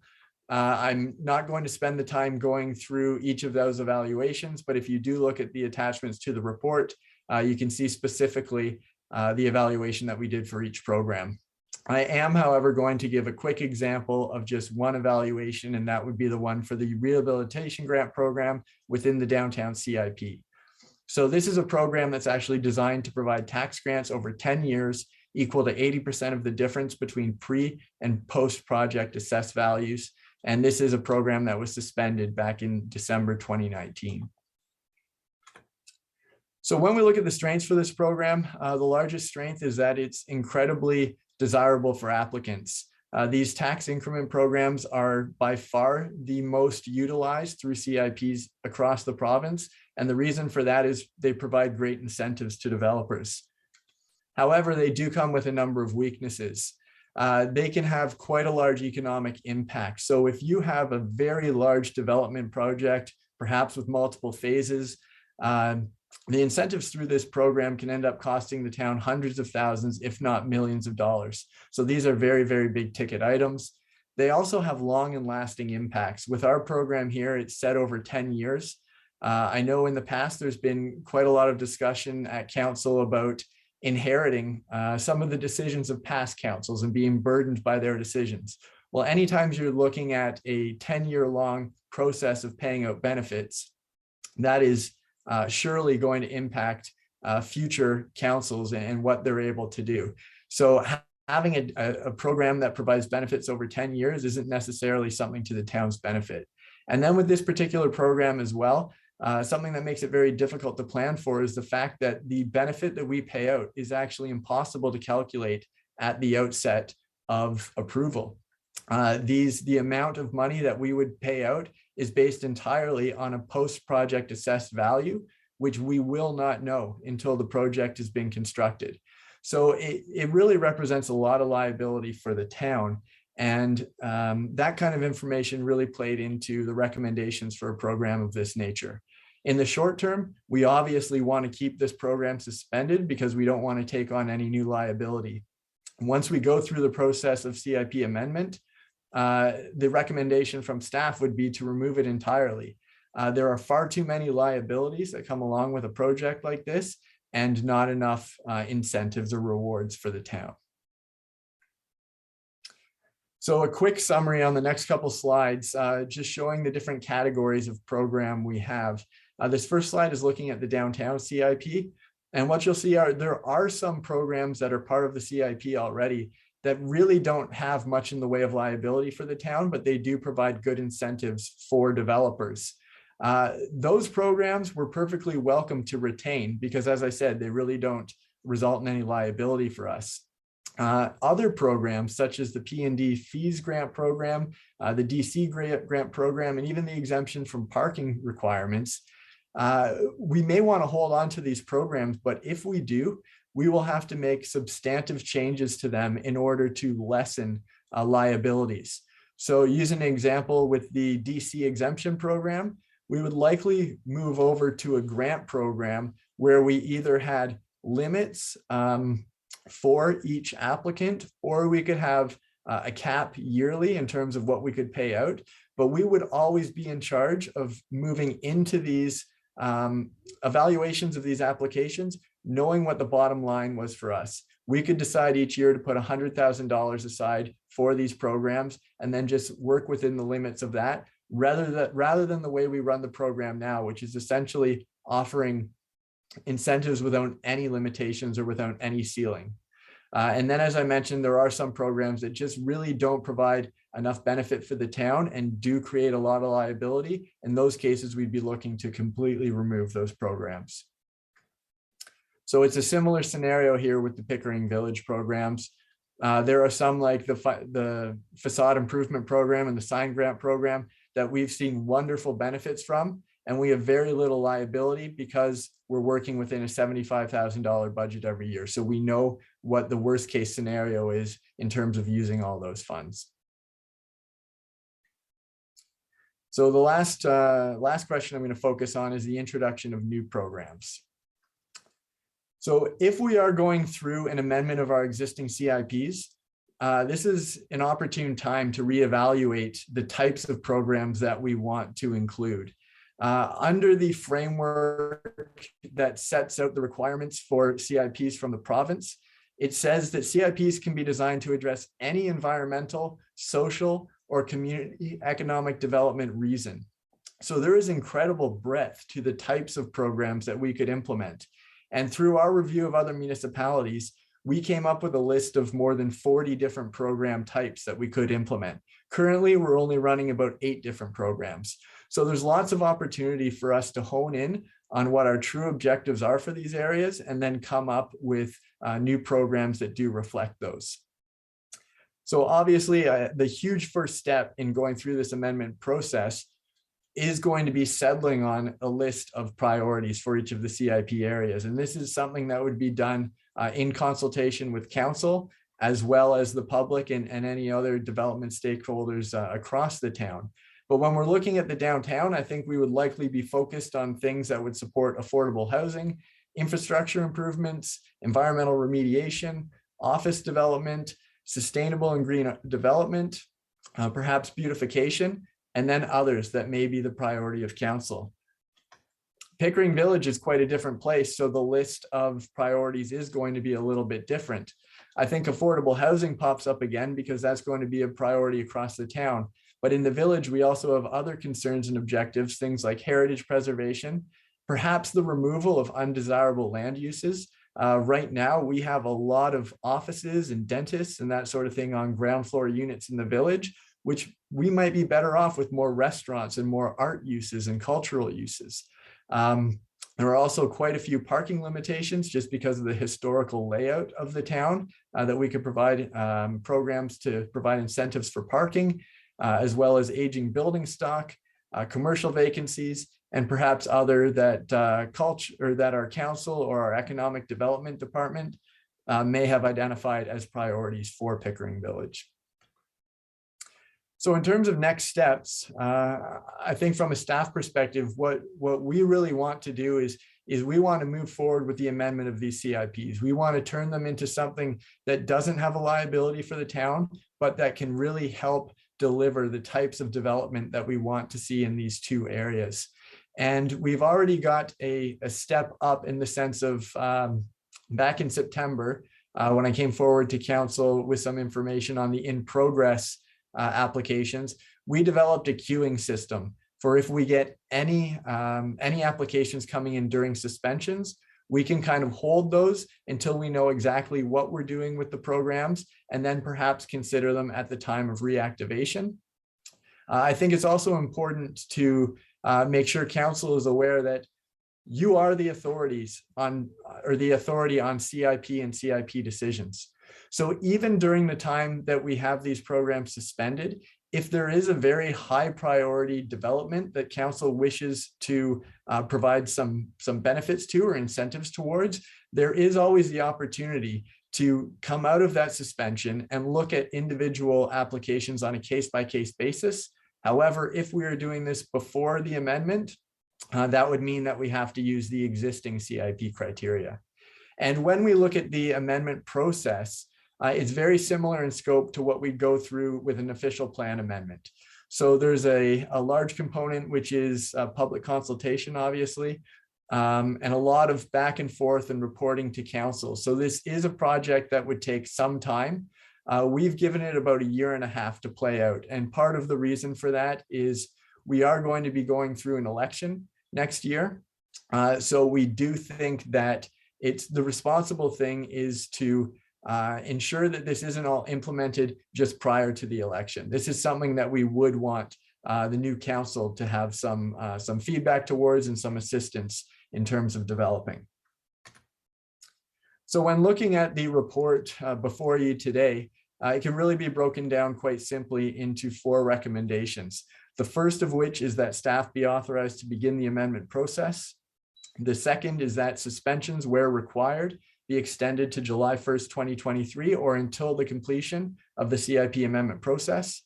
The third is that P&D fees continue to be set aside during CIP suspensions. And this is in the event that that program is reactivated, we have money available to provide these rebates to the applicants. And the fourth is that the 2022 capital budget be amended to include a CIP review capital project in the amount of $50,000. And that is largely to support any assistance we may require from consultants during the amendment process. So with that, I'll open it up to any questions. Thank you. Thank you, Mr. Sawchuk, for your thorough, as always, presentation today. First on the speakers list, we have Mayor Collier. Thank you, Chair. Through you, Mr. Sawchuk, and thank you for the presentation. I'm just going to comment quickly on your comment about the legacy projects. When we started Pat Bailey Square back in, I think it was around 2010 or so, we needed to have some sort of incentive to get development started in our downtown. And that's when we really needed that, and it worked. And it's cost us, I don't think, and I know I didn't understand fully what the cost would be until this term, but it is what it is. It got going and we're underway. But going forward, I don't think we need to offer any incentive at all, really. I mean, our planning department is inundated with applications right now that we can't proceed with because, of course, the sewer capacity. So that being said, I fully support. I'm wondering, so we put a stay on these. Will that have any effect on the Medallion project, or are we already contractually fixed to all 6 buildings? So through the chair, with Medallion, we're locked in for that one. There is a development agreement that's locked in all the CIP benefits, so we're being held to those. Well, thank you for that, but they are trying to change the zoning on the first building because the province made a change and they're trying to get that put in place, because it will save them some money on the taxes. If they can change the rules, why can't we change the rules? So I believe that change isn't related to zoning, but it may be related to the. It's a new multi-unit business class. So the assessment criteria. Yeah, so maybe perhaps Director Valentin, if you're able to add to the discussion here. Thank you. Through the chair to Mayor Collier. So yes, an appeal, a property tax class has been brought forward by Medallion for the MT multi-class versus a new multi-class, multi-tenant class. So yeah, that's with the appeal board right now. So we're just trying to understand the total impact of what that may be. Okay, is that tied to the CIP at all, Ms. Valentin, or is that something that any landowner could do with a change of class offered?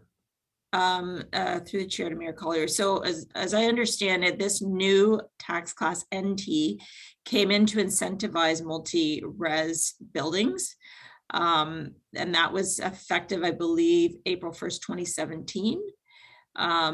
So anything moving forward, I think multi-class, multi-res tenant building may be, I think they have to be rental.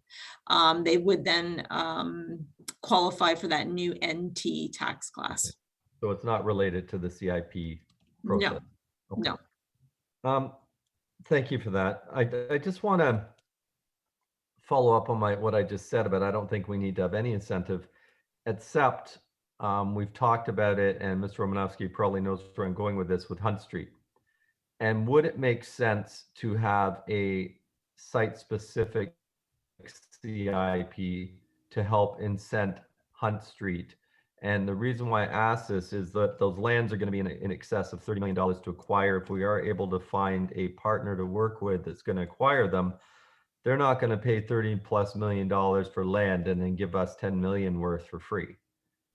And we can't give any kind of DC or tax credits without a CIP. Is that something that you're considering, Mr. Sawchuk or Mr. Romanowski? Or would consider? So through the chair, we've only started preliminary analysis of where we would want to go with the CIP amendments. And at this point, we're looking strategically at the existing areas, which are the downtown and Pickering Village. So there hasn't been consideration at this point to adding a whole new CIP or expanding areas that would cover most of Hunt Street. But perhaps Director Romanowski, you might be able to add to this. Sure, I can add to the chair, to the mayor. I think I've answered this question a couple times before, and the answer is no, we're not doing a CIP for the Hunt Street things right now. We're going to let the MCR go through its process, establish the MTSA, go through our official plan process, which, just we can offer CIPs wherever, except the land use permissions aren't in place to actually establish the types of uses that we would want to establish there. If that's what we're looking at doing there, I believe it's general employment and heavy employment might be the underlying zoning. It might be GE as designated within our official plan.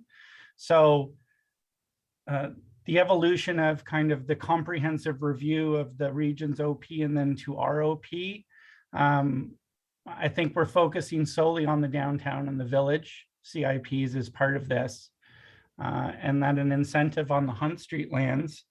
I think it's premature to have that discussion on that right now until we know where we're going and how much it's going to cost. Okay, well, two questions. One, how much work would it be to consider that one site-specific section? And two, I mean, we all know where the envisioned Durham is going as far as the MTSAs. We know that's going to happen. I don't think we need to wait 2 years for it to complete and go through the province for approval before we do anything about it. I think we can make a pretty safe assumption that that's going to go ahead. Can you just speak to that? I'd rather not add another 2 years potentially before we start looking at this option. We've already looked at a few purchasing options. Yeah, through the chair to Mr. Mayor. I think the first question was, would we look It's a take lot more time to? work to look at this specific area while we're doing this process. Probably not. It's not enough. There's not enough man hours to devote to now doing an additional CIP and looking at that. And I think through the feasibility study and through the next reporting on Hunt Street, we'll have some better ideas of the costs associated with that. So maybe we can have those discussions more at the end of that process when we bring that back in the new year to talk about what are the next steps going forward with the Hunt Street lands. I don't want to blend this together with the downtown. I think we need to leave it separate. If that's a discussion we need to have at that point, I think that makes the most sense then. Okay, that's fair. Just to close up on this, Mr. Romaneski, you said in the new year. That's a long time. It's spring, summer. I can't remember. We talked about the timelines when we brought forward our last report. So I'd have to go back at that report and see what the direction was from there. Okay, can you let me know, please? Sure. Thank you.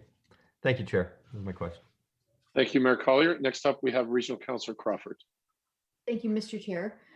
Through you, probably to Director Valentine, I think. The CIP that was mentioned on the village property, so I realize it's only maybe just under $500,000 that we gave them for CIPs, tax breaks, I think it was, or site plan breaks. Do we have to pay that back into the budget? I would think that creates a hole. Through the chair to Regional Councillor Crawford. So the planning fees that we grant back are fees that they pay to us, and then we grant them back. So they're really a net zero. As long as we don't budget for them, then it's really nil impact. There's the revenue we're not getting, but it's not a tax impact per se. Unless we budget for that revenue, but then give it back, then we're creating a bit of a hole. So depending on the direction that council provides to us, if we are going to continue to hold or accept applications and put the money aside, then we wouldn't budget for those revenues, because when we collect them, we would put them aside to grant them back. So the difference between that and the redevelopment site, because we gave the same break in the medallion situation, did we not? Through the chair to Regional Councillor Crawford. So I think we gave a few different incentives to the medallion. I think we, as far as I recall, we gave GIC exemptions, we gave a planning fee rebates, and then there was the tax incremental rebate back. So that is that was the biggest impact to our budget. So when the assessment comes onto the roll, if it's not assessed and on the roll in the current year, but it's put on the following year, then there's an impact to us. So we have to budget for that.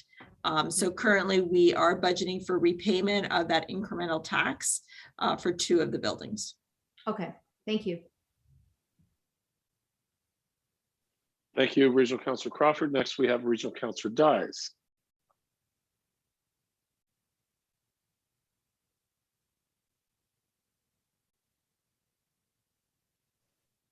You're muted. Joanne, did you have a question? Did I see that?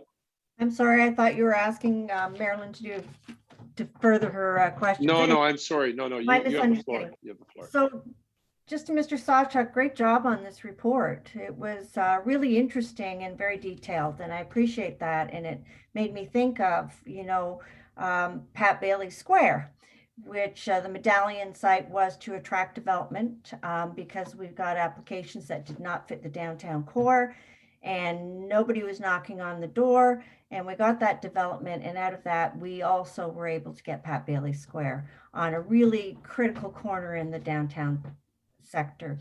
So my answers have pretty much been answered, or my questions have pretty much been answered. So I see this as a really reciprocal agreement if it's done appropriately, as you said, and cautiously, and particularly now that we're looking at reducing greenhouse gases and offsets in different ways for the environment and heat islands and you know, the importance of mitigating runoff. So there's all kinds of things we can do with these CIPs in the future and when we're ready to do that. So that was just my comment, and I know you're on that. I just appreciated the work you put into this because it's really very complicated. So thank you. Thank you. Thank you. Thank you, Regional Councillor Dies. Are there any other questions to Mr. Sawchuk? Lisa Bauer, Councillor Bauer, you have the floor. Thank you, Chair. Yes, thank you for this report. A lot of work. Thank you so much. So I know I have asked this before. When you are looking at amendments to the programs, will you be looking at a version of the sign grant and facade improvement programs to be included in the downtown CIP? So through the chair, the downtown is a bit of a different place, obviously, than the village. And the village, because of the number of heritage buildings and that sort of thing, we really do want to maintain the base of buildings that are there and help owners to bring them to where they should be in terms of their appearance. The downtown is quite a different place. And I think in many cases, we want to see redevelopment through the downtown. We want to see some of the lower density historical uses be replaced with higher density mixed uses. So it might actually work against our goals to have something like a facade program where we would be providing money to people to restore, retain, or enhance buildings that then we want demolished 5 or 10 years later. So we want to make sure that we're not directing money towards that. With that said, there are a number of similar programs, things like streetscaping programs and beautification programs that may provide smaller grants for things like putting out planters, creating patio areas, that sort of thing, that we would absolutely have a look at because they're a little less in terms of the financial investment that needs to get made, but they do provide for large enhancements in terms of the general appeal of an area. So I think that is something we would look at. Okay, great. Thank you very much. I understand that explanation and I appreciate that. Thank you. That's my question, Chair. Thank you, Councillor Bauer. Are there any other member of council has any other questions on this? There being none, before we move on to vote on this, can we get a vote to receive the rec master plan presentation? We did not vote on that to send to staff for info. So all in favor? Okay. You need a mover first? Point of order. I do need a mover. I'll move it. I bungled this one, so Regional Councillor Lee moves it and it passes. Okay, thank you so much. And could we have the agenda up, please, Mr. Clerk? Okay. And now we need to do 6.2. Are there any other questions regarding 6.2? Councillor Bauer will move that. I believe you had your hand up. And all in favor? Okay, that passes as well. Thank you so much. I don't see the agenda, Mr. Clerk. There it is. Okay. All right. So we do not have a closed session for this portion of our meeting. Could we have somebody motion to adjourn? Councillor Khan, all in favor? Very good. And now we pass the baton, the torch to Mayor Collier. Thank you, colleagues. Thanks, Rob. Thank you. Are we ready to go right into this, Mr. Clerk, or are we going to take a little break in between now and the council meeting? Mr. Mayor, A 5-minute break. Up to the discretion of council, we can take a break or we can continue. Okay, it is now 3:03. Let's get back here at 3:10 and we'll start at 3:15. That'll give me time to get the Look at resolution. that 7-minute break. It's Christmas.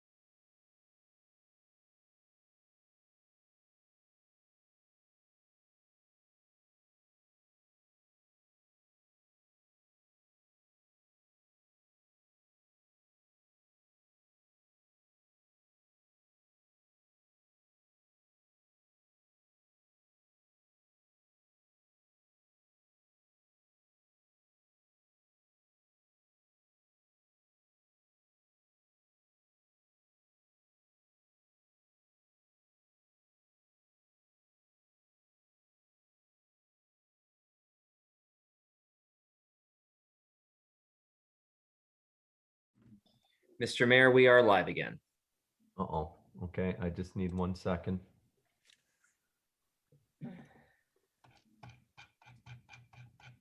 Okay, due to the COVID-19 emergency and requirements for physical distancing, in-person attendance is not permitted. This meeting will be live streamed for viewing at Ajax. This isn't the right one. Mr. Clerk, can you please read the rules? I don't have it here in front of me. And then I'll do the call to order and acknowledgement. Mr. Mayor, I think you captured most of it there. This meeting is being live streamed for viewing for the public due to COVID-19 health protocols. No in-person attendance is permitted at this meeting. Please bear with us, members of the public, if we have any technical difficulties during the meeting. Excellent. Thank you.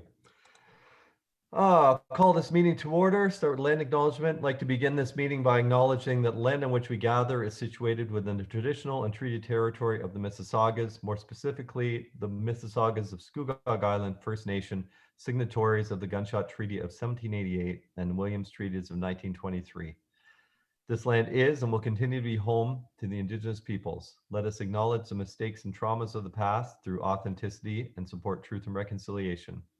Let us engage and celebrate Indigenous communities by being leaders of action in acknowledging the United Nations Declaration on the Rights of Indigenous Peoples and the Truth and Reconciliation Commission's recommendations towards truth and reconciliation.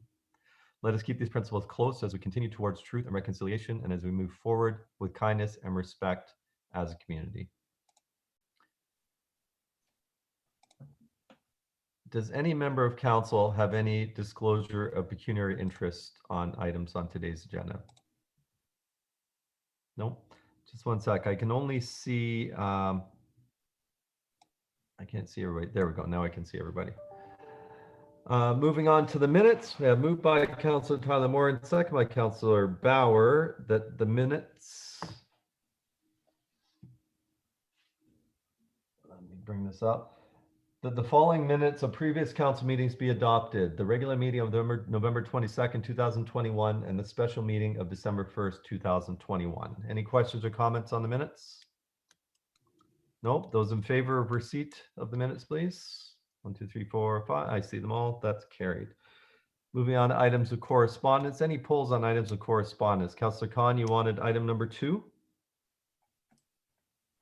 Thank you, Mayor Collier. I just wanted to bring to light that we've been working with Staff Sergeant Kevin Yamada, Durham Regional Police Service, and you know he's told me that many blitz has taken place, has happened. It's been successful, but I want to bring to light that they're just awaiting some legislative changes so that the police service can have more teeth to implement these laws. So I just wanted to highlight that, and I do want to endorse this letter from the correspondence. Move to endorse. Can I get a seconder, please?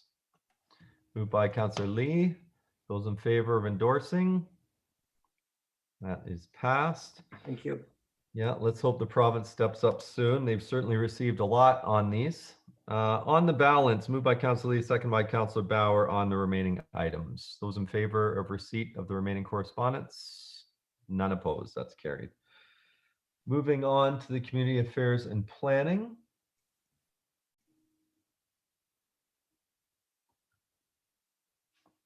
Moved by Councillor Tyler Moran, second by Councillor Crawford, that the Community Affairs and Planning Committee report dated December 6, 2021 be adopted. Any questions or comments on the CAP report? Nope. Those in favor of approval? Any opposed? That is carried unanimously. Moving on to the General Government Committee, moved by Councillor Khan, second by Councillor Dyes, that the Special General Government Committee report dated November 23rd be adopted. Question or comments on the November 23rd GGC? Nope. Those in favor of approval? I see all hands. That's carried.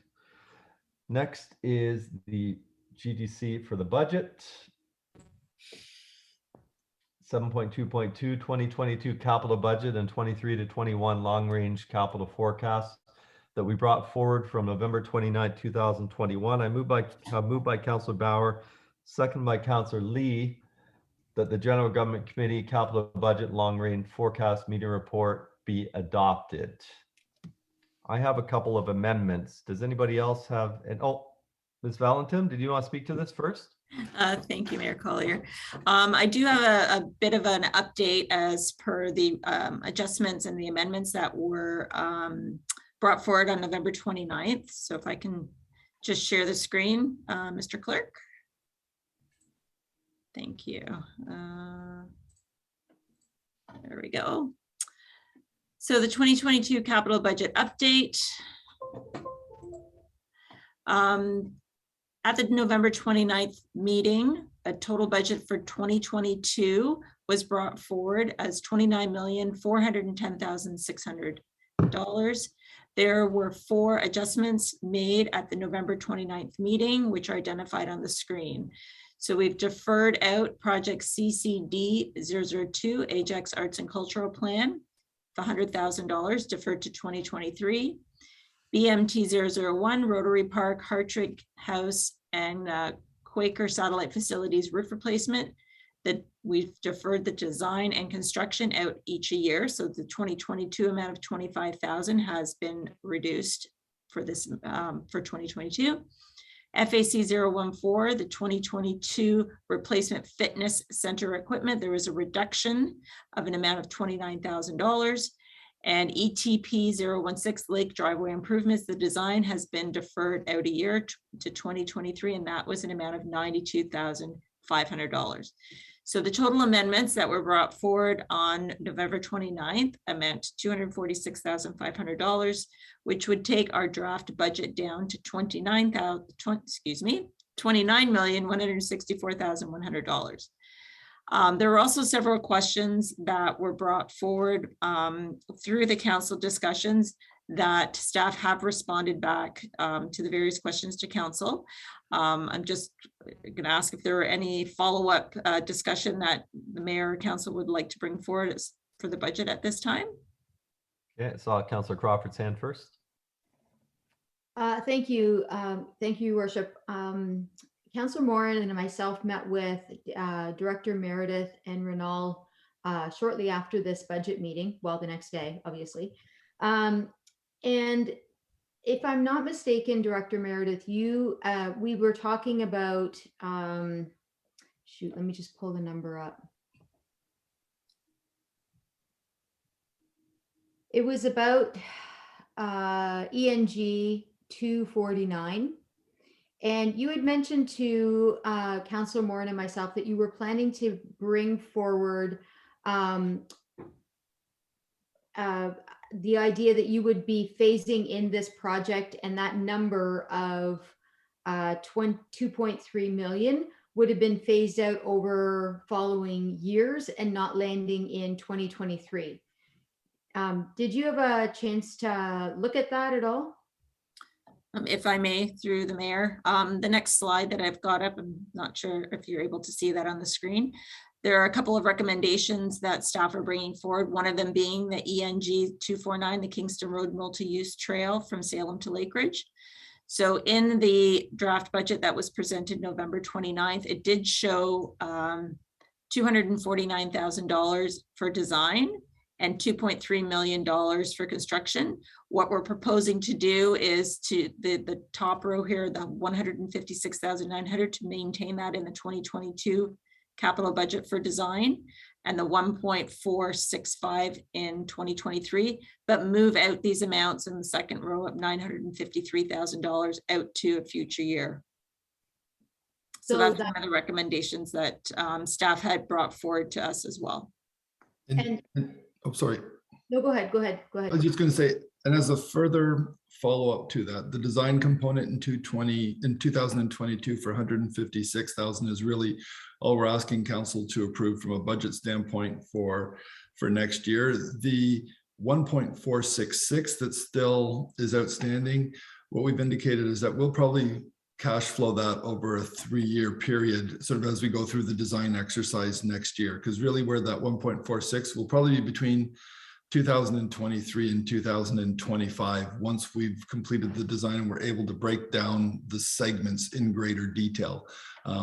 So that's the plan as we move into the 2023 budget, is to refine the numbers even further. Okay, Your Worship, if I could just say that I do apologize for my somewhat outburst in that meeting. I think I was completely exhausted and taken by shock. And anytime BRT is mentioned, it will raise the hair on the back of my neck. And I apologize to your worship for rather biting your head off, and to staff or whoever else I may have offended during that meeting. I think there's only one resident on, but of course it's recorded for the rest of life.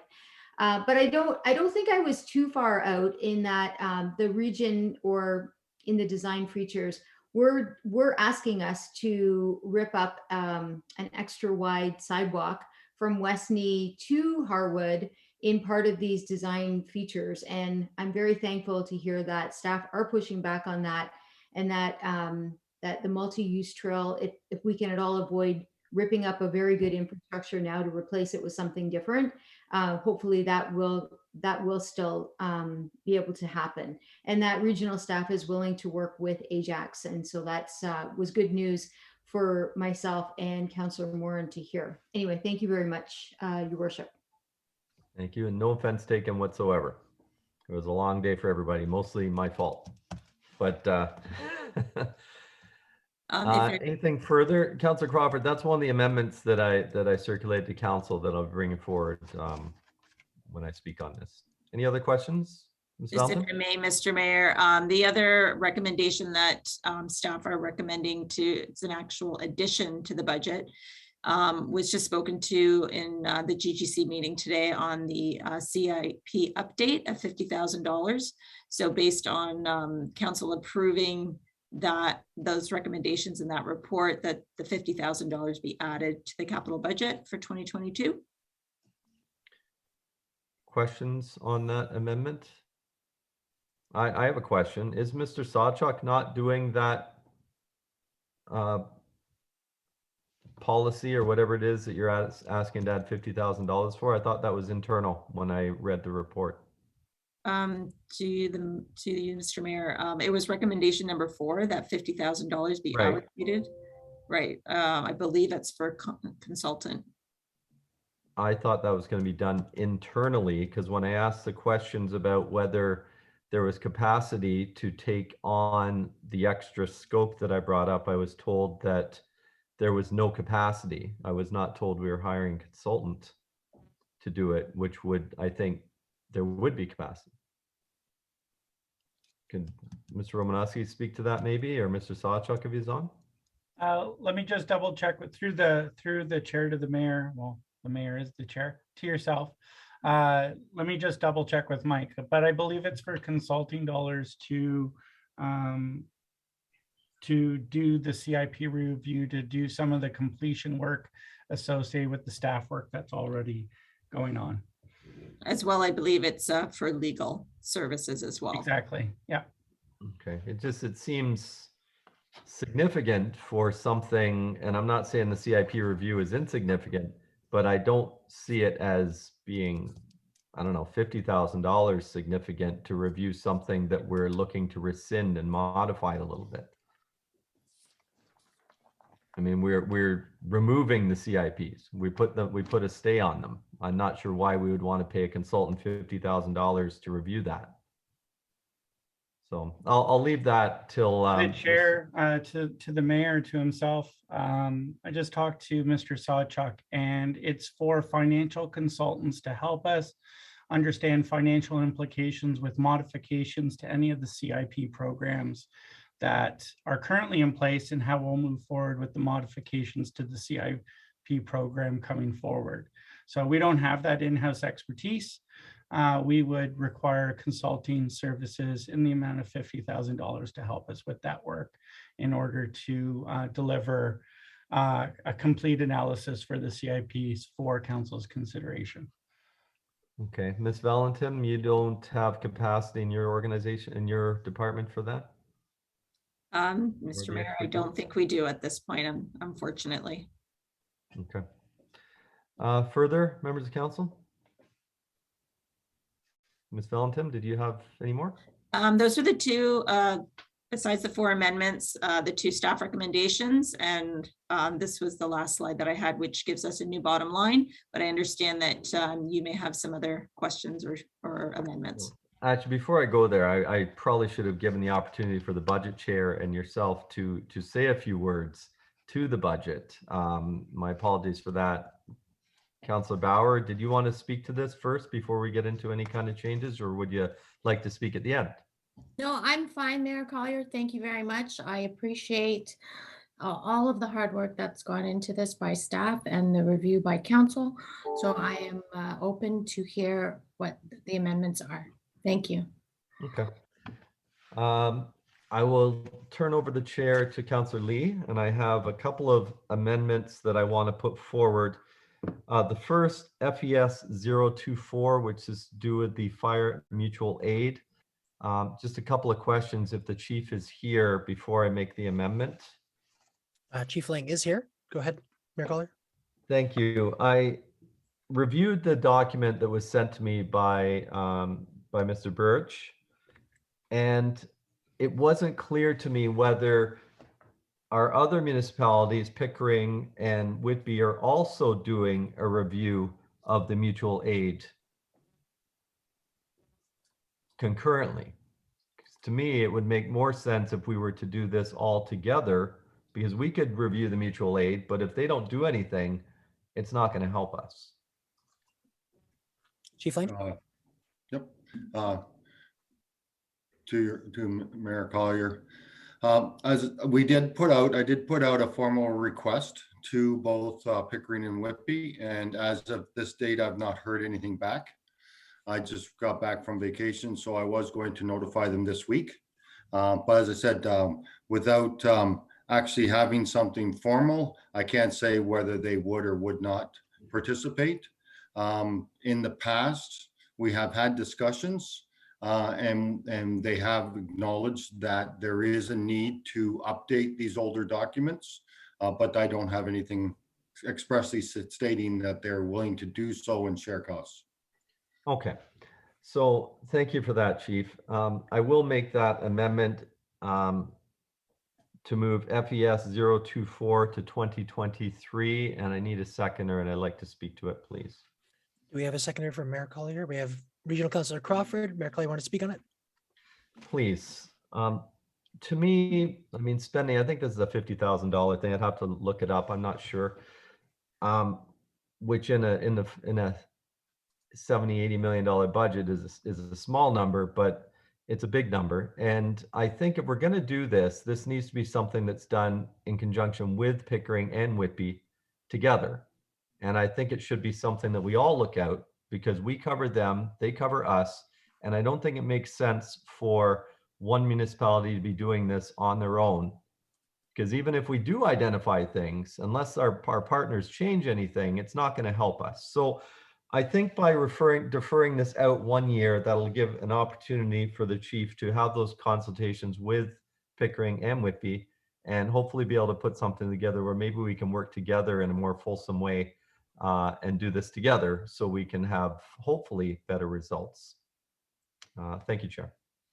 Thank you. Regional Councilor Crawford is second. Do you want to speak on this? No. Okay. Any other questions, comments, or from council? We'll call to vote then. All in favor? Opposed? That first amendment passes.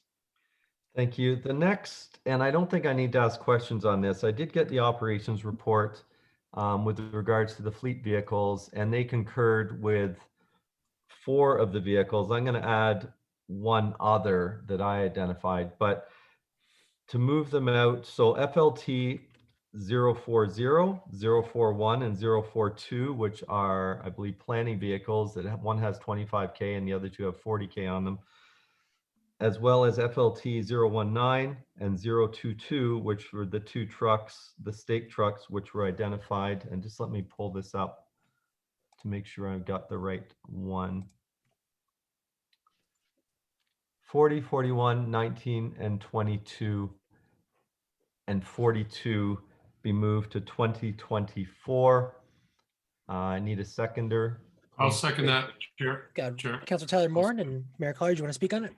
Just quickly, as I brought up, these have fairly low mileage. These have fairly low maintenance requirements. Staff have reviewed, and in their document that was sent, it does actually say in there that based on further assessment of the recommended replacement, the following vehicles could be extended. So I want to bump those out. I don't think there's much risk that we're going to be in a major dire situation by doing that. At the same time, and I don't know if this is going to require a motion, but Councillor Tyler Moore and I have talked about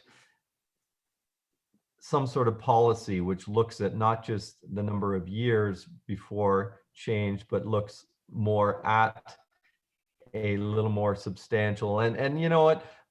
I'm sure staff already probably do this, but I just don't know. I'm just not aware of it. So I'm going to ask in the new year for some more information on these things to come to council on a more regular basis and find out. And if a policy like that or a procedure like that isn't in place, maybe we'll look at having something like that done to go forward. But for now, these are low mileage vehicles. Again, it's not a huge number with perspective of the entire budget, but we do have to really be watching our capital. And I think we can get a few more years out of these couple of vehicles.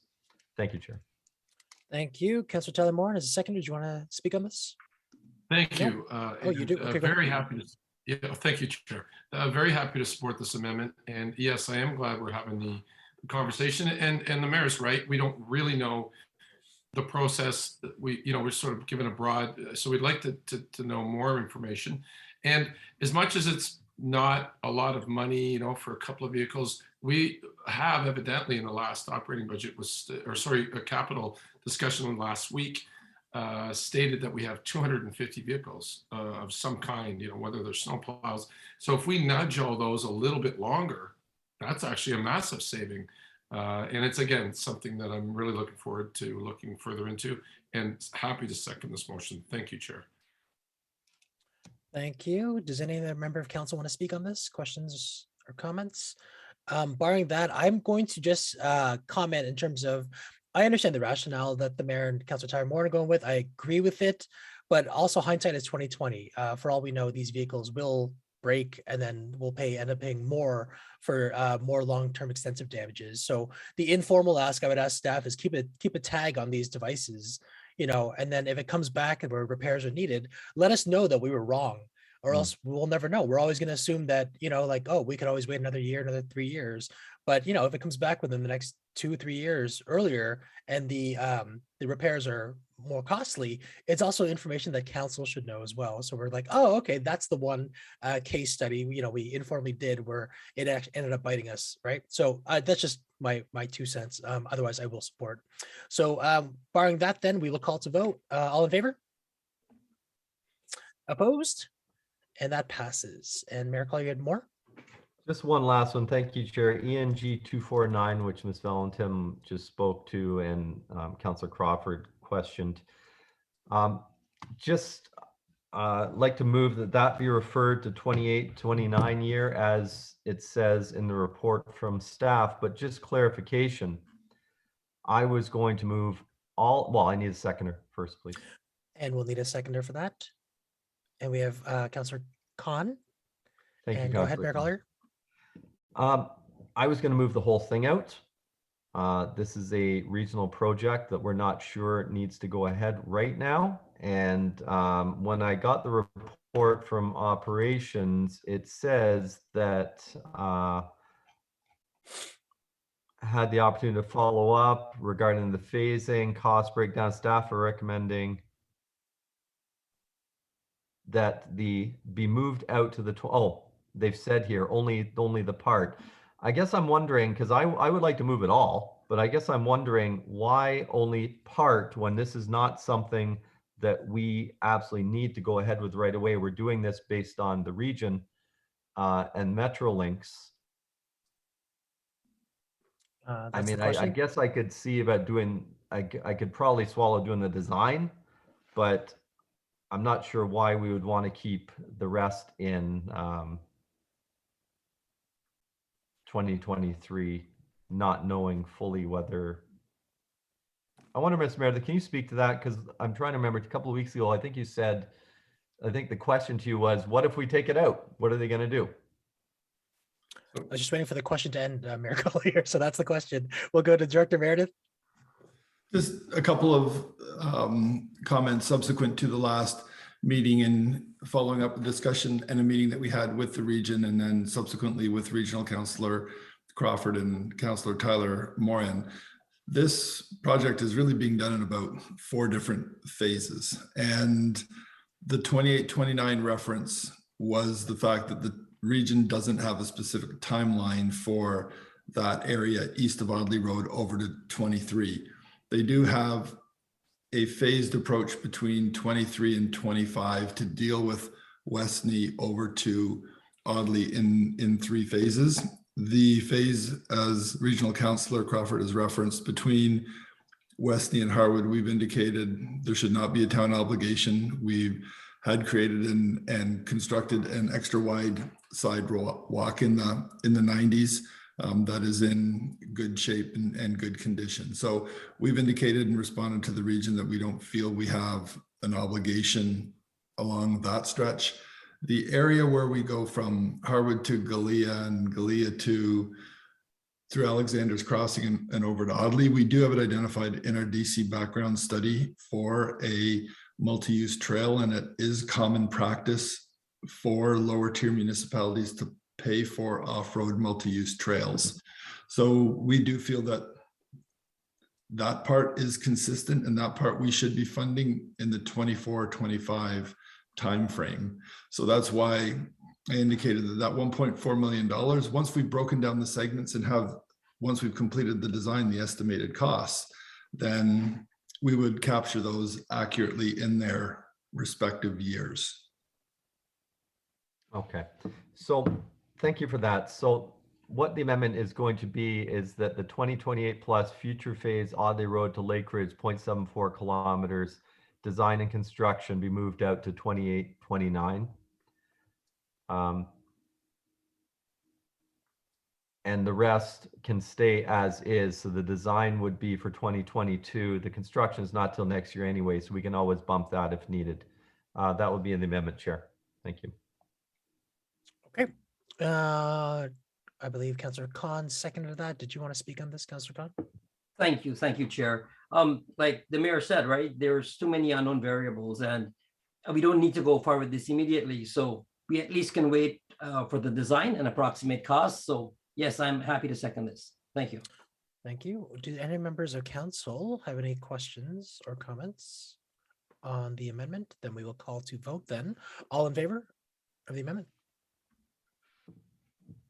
That's passes. Thank you. And then I think I turn it back to the mayor now. Thank you very much, Council Lee. Great job. And that completes my amendments. Does any other member of council have any other amendments to the budget? Okay. We voted on the amendments. I guess now the main motion is on the floor. So anybody like to speak to the main motion, which is the budget as a whole? I'll start Councillor Bauer if you would like before going to others. No comments for me. Great work. Thank you. Okay, thank you. Further, Councillor Dyes, did I see your hand? No? Okay. Just very quickly, I want to thank all staff. I know this is a lot of work. And I probably put a lot of pressure on everybody a couple of weeks ago with a lot of questions. I'll talk further with the treasurer as far as maybe getting a little bit more info going years forward, but I do understand the pressures that happen as far as the budget and the capital budget. And I want to make a clarification last week when I brought out that last page, the reconciliation, and said, you know, if we don't do anything in 10 years, we could be in some trouble. The treasurer will never allow us to get to that stage. And council, I think, under your guidance will not allow us to get to that stage. So we do have some work to do, but I am glad that we took a very, very in-depth look this year because things have changed and we're going to have to pivot with those changes, like everything with COVID and everything else. We're going to have to adapt. So I know we've got a lot more work to do, but I just wanted to say thank you very much to all staff. I know it is very difficult. Thank you. And of course, to our budget chair, Councillor Bauer this year. Good job. Anything further? Thank you, Mayor. Ms. Valentin, I won't put you on the spot to see exactly where we are right now. Maybe near the end, you could let us know, or at another meeting, let us know. I about- think if you can see the screen that I've got up on the 2022 capital budget amendments, I've identified the discussions today. As amended, we're looking at a total amount of 28,751,900. Very good. Okay, thank you very much. Those in favor of approval of the capital budget, please raise your hands. I see all hands. That is carried unanimously. Thank you very much. Thank you, Mr. Mayor. Moving on to the next, we have General Government Committee report from our December 3rd meeting to December 13th meeting we just completed. Get back to my notes here. Moved by Councillor Tyler Moore and seconded by Councillor Khan that the resolutions of the GGC meeting dated September 13th be ratified. Questions or comments? Those in favor of approval? I see all hands. That is carried. Thank you. Moving on to the advisory committee reports. Moved by Councillor Dye, second by Councillor Crawford, that the summary of advisory committee activities report dated December 13th, 2021, as attached to the meeting agenda, be received for information and that the recommendations contained therein be referred to staff where applicable. Any questions or comments on the advisory committee summary? Nope. Those in favor of approval? That is carried. Next, we have, oh, 1 second, sorry. Regional Council reports. Do we have any regional council reports? I think Councillor Lee. Thank you, Chair. So as part of the planning committee, we went through Envision Durham and the Municipal Council comprehensive review.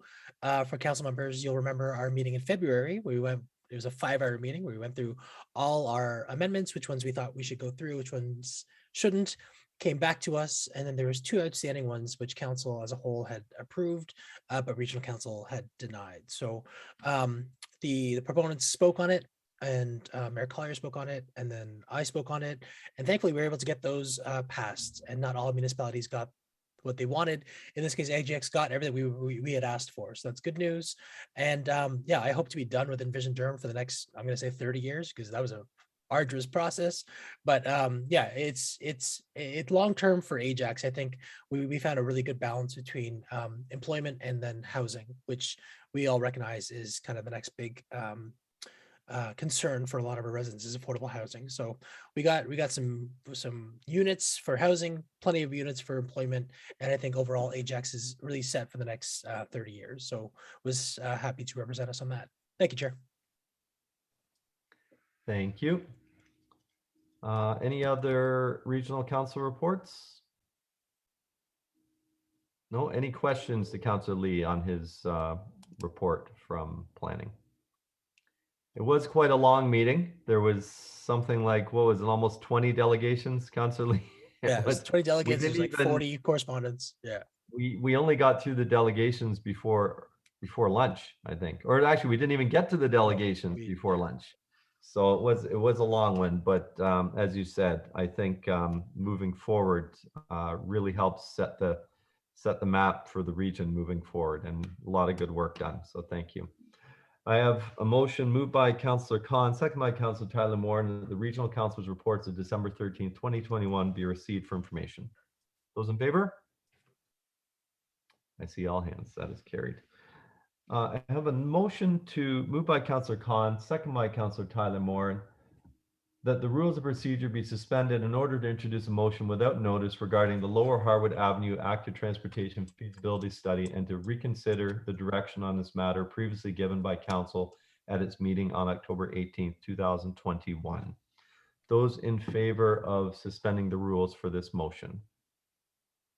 1, 2, 3, 4, 5. Any opposed? No, I see them all. That's carried. I'll turn the chair over to Councillor Lee again. And Mayor Collier, I believe you had a motion to pass. Yep. Moved by myself, second by Councillor Bauer, that clause number 2 of Council's resolution regarding the Lower Harwood Avenue Active Transportation Facilities Feasibility Study adopted on October 18, 2021 be rescinded. And I would just like to speak to that quickly. As council will recall, and I did send this out to all of you last week to review, we added clause 2 at the request of staff. And there's been quite a bit of pushback on it from members of the cycling community. That's why I would like to remove it today. This is going to go through the full public process. The design is going to come back to council. Everybody's going to have an opportunity to comment, and then council will make a decision on exactly what we're going to do. I think by having clause 2 in there, directing staff to remove the paint from the lanes and return is a decision.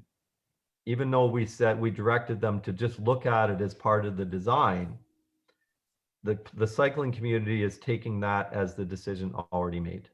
And it's causing quite a bit of unrest, which I don't want to do. So I think easiest way to do it is just we remove that and we let this run its course, and then we will make that decision whether to leave on road in that section or take it off road in that section, or whatever we want to do once staff have put everything the design together and the costs and report back to council sometime, potentially end of this term, might even be the start of next term. So I'll leave it with you there. Thank you. Thank you, Chair. Thank you, Mayor Collier. Councillor Bowers, the seconder, did you want to add anything? Thank you. No, thank you, Chair. Just that I agree that it has caused confusion. So by removing it, it becomes a little more clear.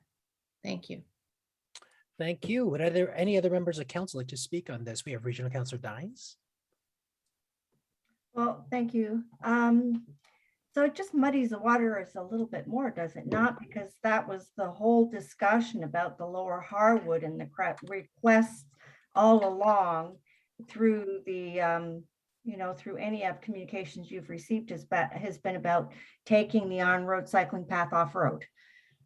It's not necessary, even though we know through transportation that we didn't really need 4 lanes in that large block south from Westney. So to me, it just confuses people anymore, and it's pretty transparent when you're going to put it off until after the election. So I don't understand really what your objective is here. Actually, point of privilege, Chair. I don't think that's a fair statement. The election has nothing to do with this. That's the You just said you're going to be putting it off until the end of next year. I said it could be in the next term of council. I didn't say this has anything to do with the election, Chair. Okay, so we'll just go back to the original question to the mover of the motion, if you want to answer it. So is this not being looked at through the design process? Is that what you mean now? You're taking that out of the design process? I'm not predetermining anything. We've given staff direction to look at the design of an off-road 3-meter trail all the way from Veterans Point right up to Bailey on the east side of Harwood, and to report back. This second clause was added as the direction of our former transportation manager, and it's caused some issues, some concerns. And so they haven't said anything about the other piece. They're just talking about the direction. So I'm just saying, I think that direction was premature. And I think that we should take it out and just let this run its course and see where it goes. I'm not determining whether it should be 2 lanes or 4 lanes. I'm not predetermining whether it should be on-road or off-road. I'm letting staff do their work and report back. And I merely said, I don't think this report is expected back until the next term. Appreciate the Thank you, Regional Councillor Dines. Does any other member of council have any questions or comments? Then we will, we have local councillor Ashmead Khan. Thank you, Chair. Question might be a bit premature, but is there an opportunity to consider having both on-road and off-road whilst they're doing the design? Did you want that to go to Steph, to the mover? Yeah. Director Romanowski, I believe you're on this call, correct?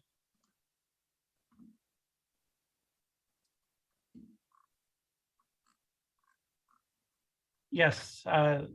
Question again, Councillor Khan, if you don't mind. I just asked if there was an opportunity to consider having both to ease the unrest, especially, but if people want to ride on the road, and then we still have the off-road for strollers and rollerbladers, etc., and walkers.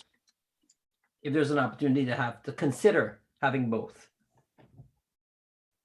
Director through the Ramirez. chair to Councillor Khan, I think what the mayor's suggesting here is to remove number 2, which says that direct staff to include as part of the detailed design, the removal of the existing on-road active transportation facilities on Harwood Avenue between Westney and McCrae, and that the intersection Harwood be restored to 2 vehicle travel lanes in each direction. So I think what's being proposed here is we'll deal with clause 1. Clause 1 will look at the detailed design, the feasibility, the cost. It'll also factor in the cost of removing paint, etc., whatever other infrastructure's out there. And I think until that study's done or that analysis is done, everything's going to stay the exact same way it is out there right now until that's done. So is the question you asked, is there an opportunity to keep it the same? The opportunity is there to just leave it exactly the way it is until we report back to council and council directs us to go forward with either the design that we've outlined, which will be the product of our next report, or leave it the way it is, which we won't have to do anything. We'll just have to say thank you and then leave the corridor as is, if that's council's direction at that point. So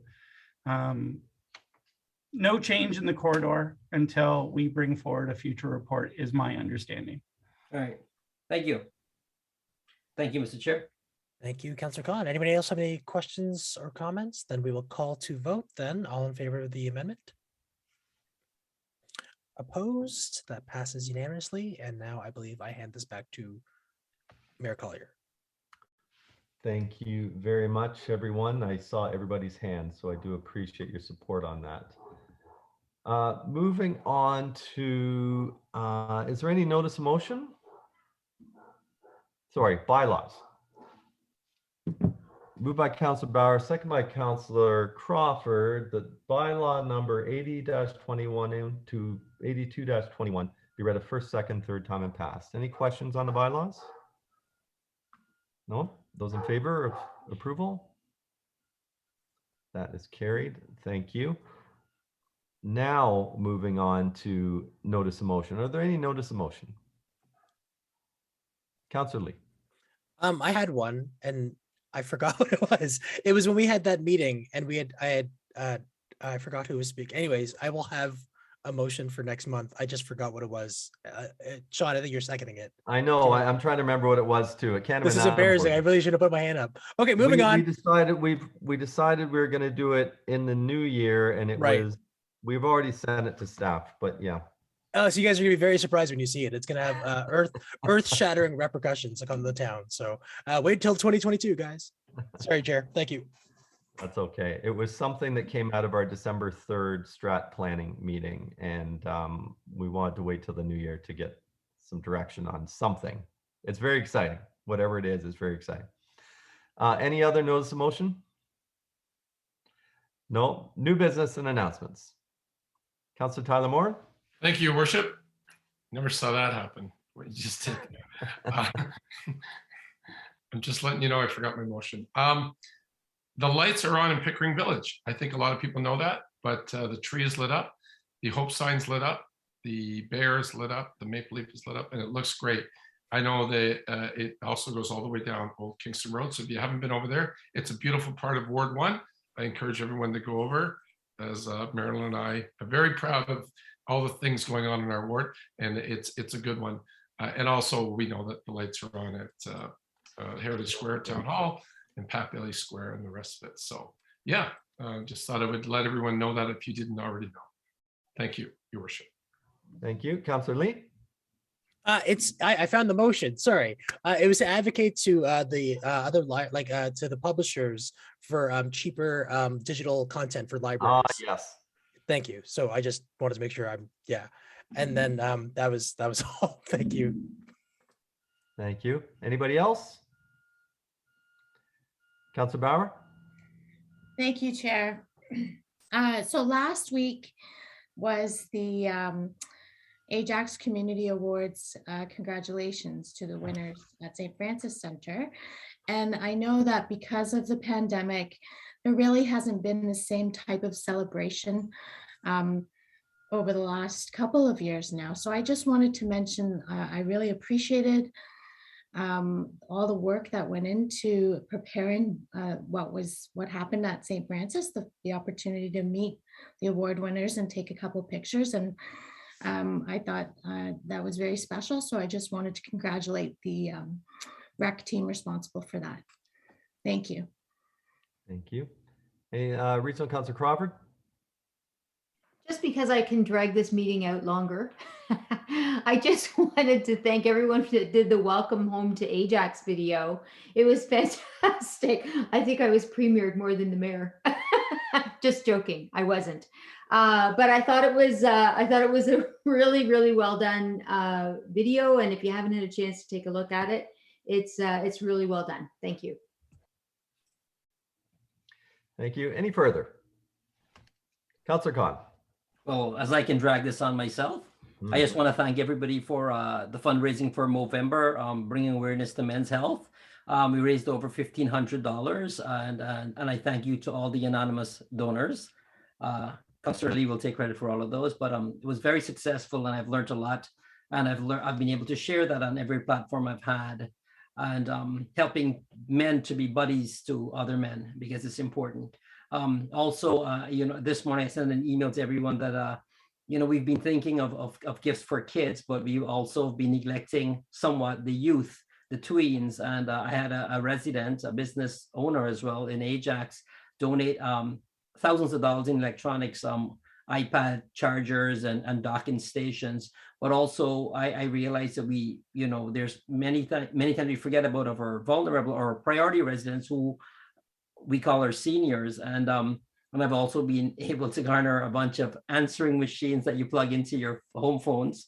And we will be making that presentation to at the Salvation Army on Thursday, along with some food stuff.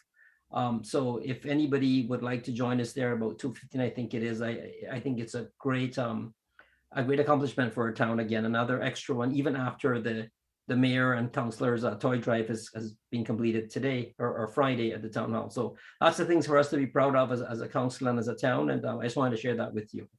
Thank you for indulging me. Thank you. Any other announcements? We sure? Well, I'll just quickly, as this is our last meeting of the year and our last meeting before the holidays, I want to just say a couple things. One, thank you to our staff.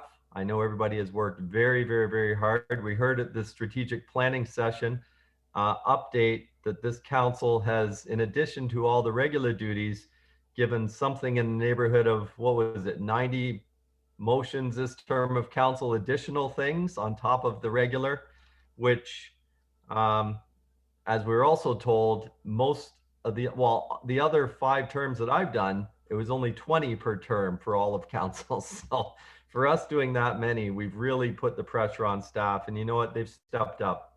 COVID aside, they've been professional and stepped up and met every challenge. So I just want to take a minute to say thank you. I think on behalf of all of us, pretty safely I can say that it doesn't go unnoticed. And just kudos to council and staff as a whole. I think we've accomplished an incredible amount this term of council so far, to be already in the 96% of in process or completed of every item that we set out at the start of this council through our strategic plan, despite almost 2 years, 1.5 years, almost 1.75 years of COVID, I think is a real feat. So I think everybody should be very proud. Staff, you've really worked above and beyond. So thank you on behalf of all of us. And as we head into the holiday season, I don't know how, excuse me, however you celebrate, but I just want to wish everybody a very safe and happy holidays. I understand the province is meeting tomorrow to potentially discuss some possible COVID restrictions, but please be safe, follow protocols, and everybody have a very safe holiday season, and we will see you all in the New Year's. And with that, I have moved by Councillor Tyler Moore and second by Councillor Khan the confirming bylaw, the bylaw 83-2021, being a bylaw to confirm the proceedings of the council of the corporation of the town of Ajax at its regular meeting held on December 13, 2021, be read a first, second, third time and passed. Those in favor of the confirming bylaw? I see all hands. That's carried. Thank you. And finally, moved by Councillor Crawford, second by Councillor Dyes, that December 13th meeting of council be adjourned. Those in favor? That's enough. That's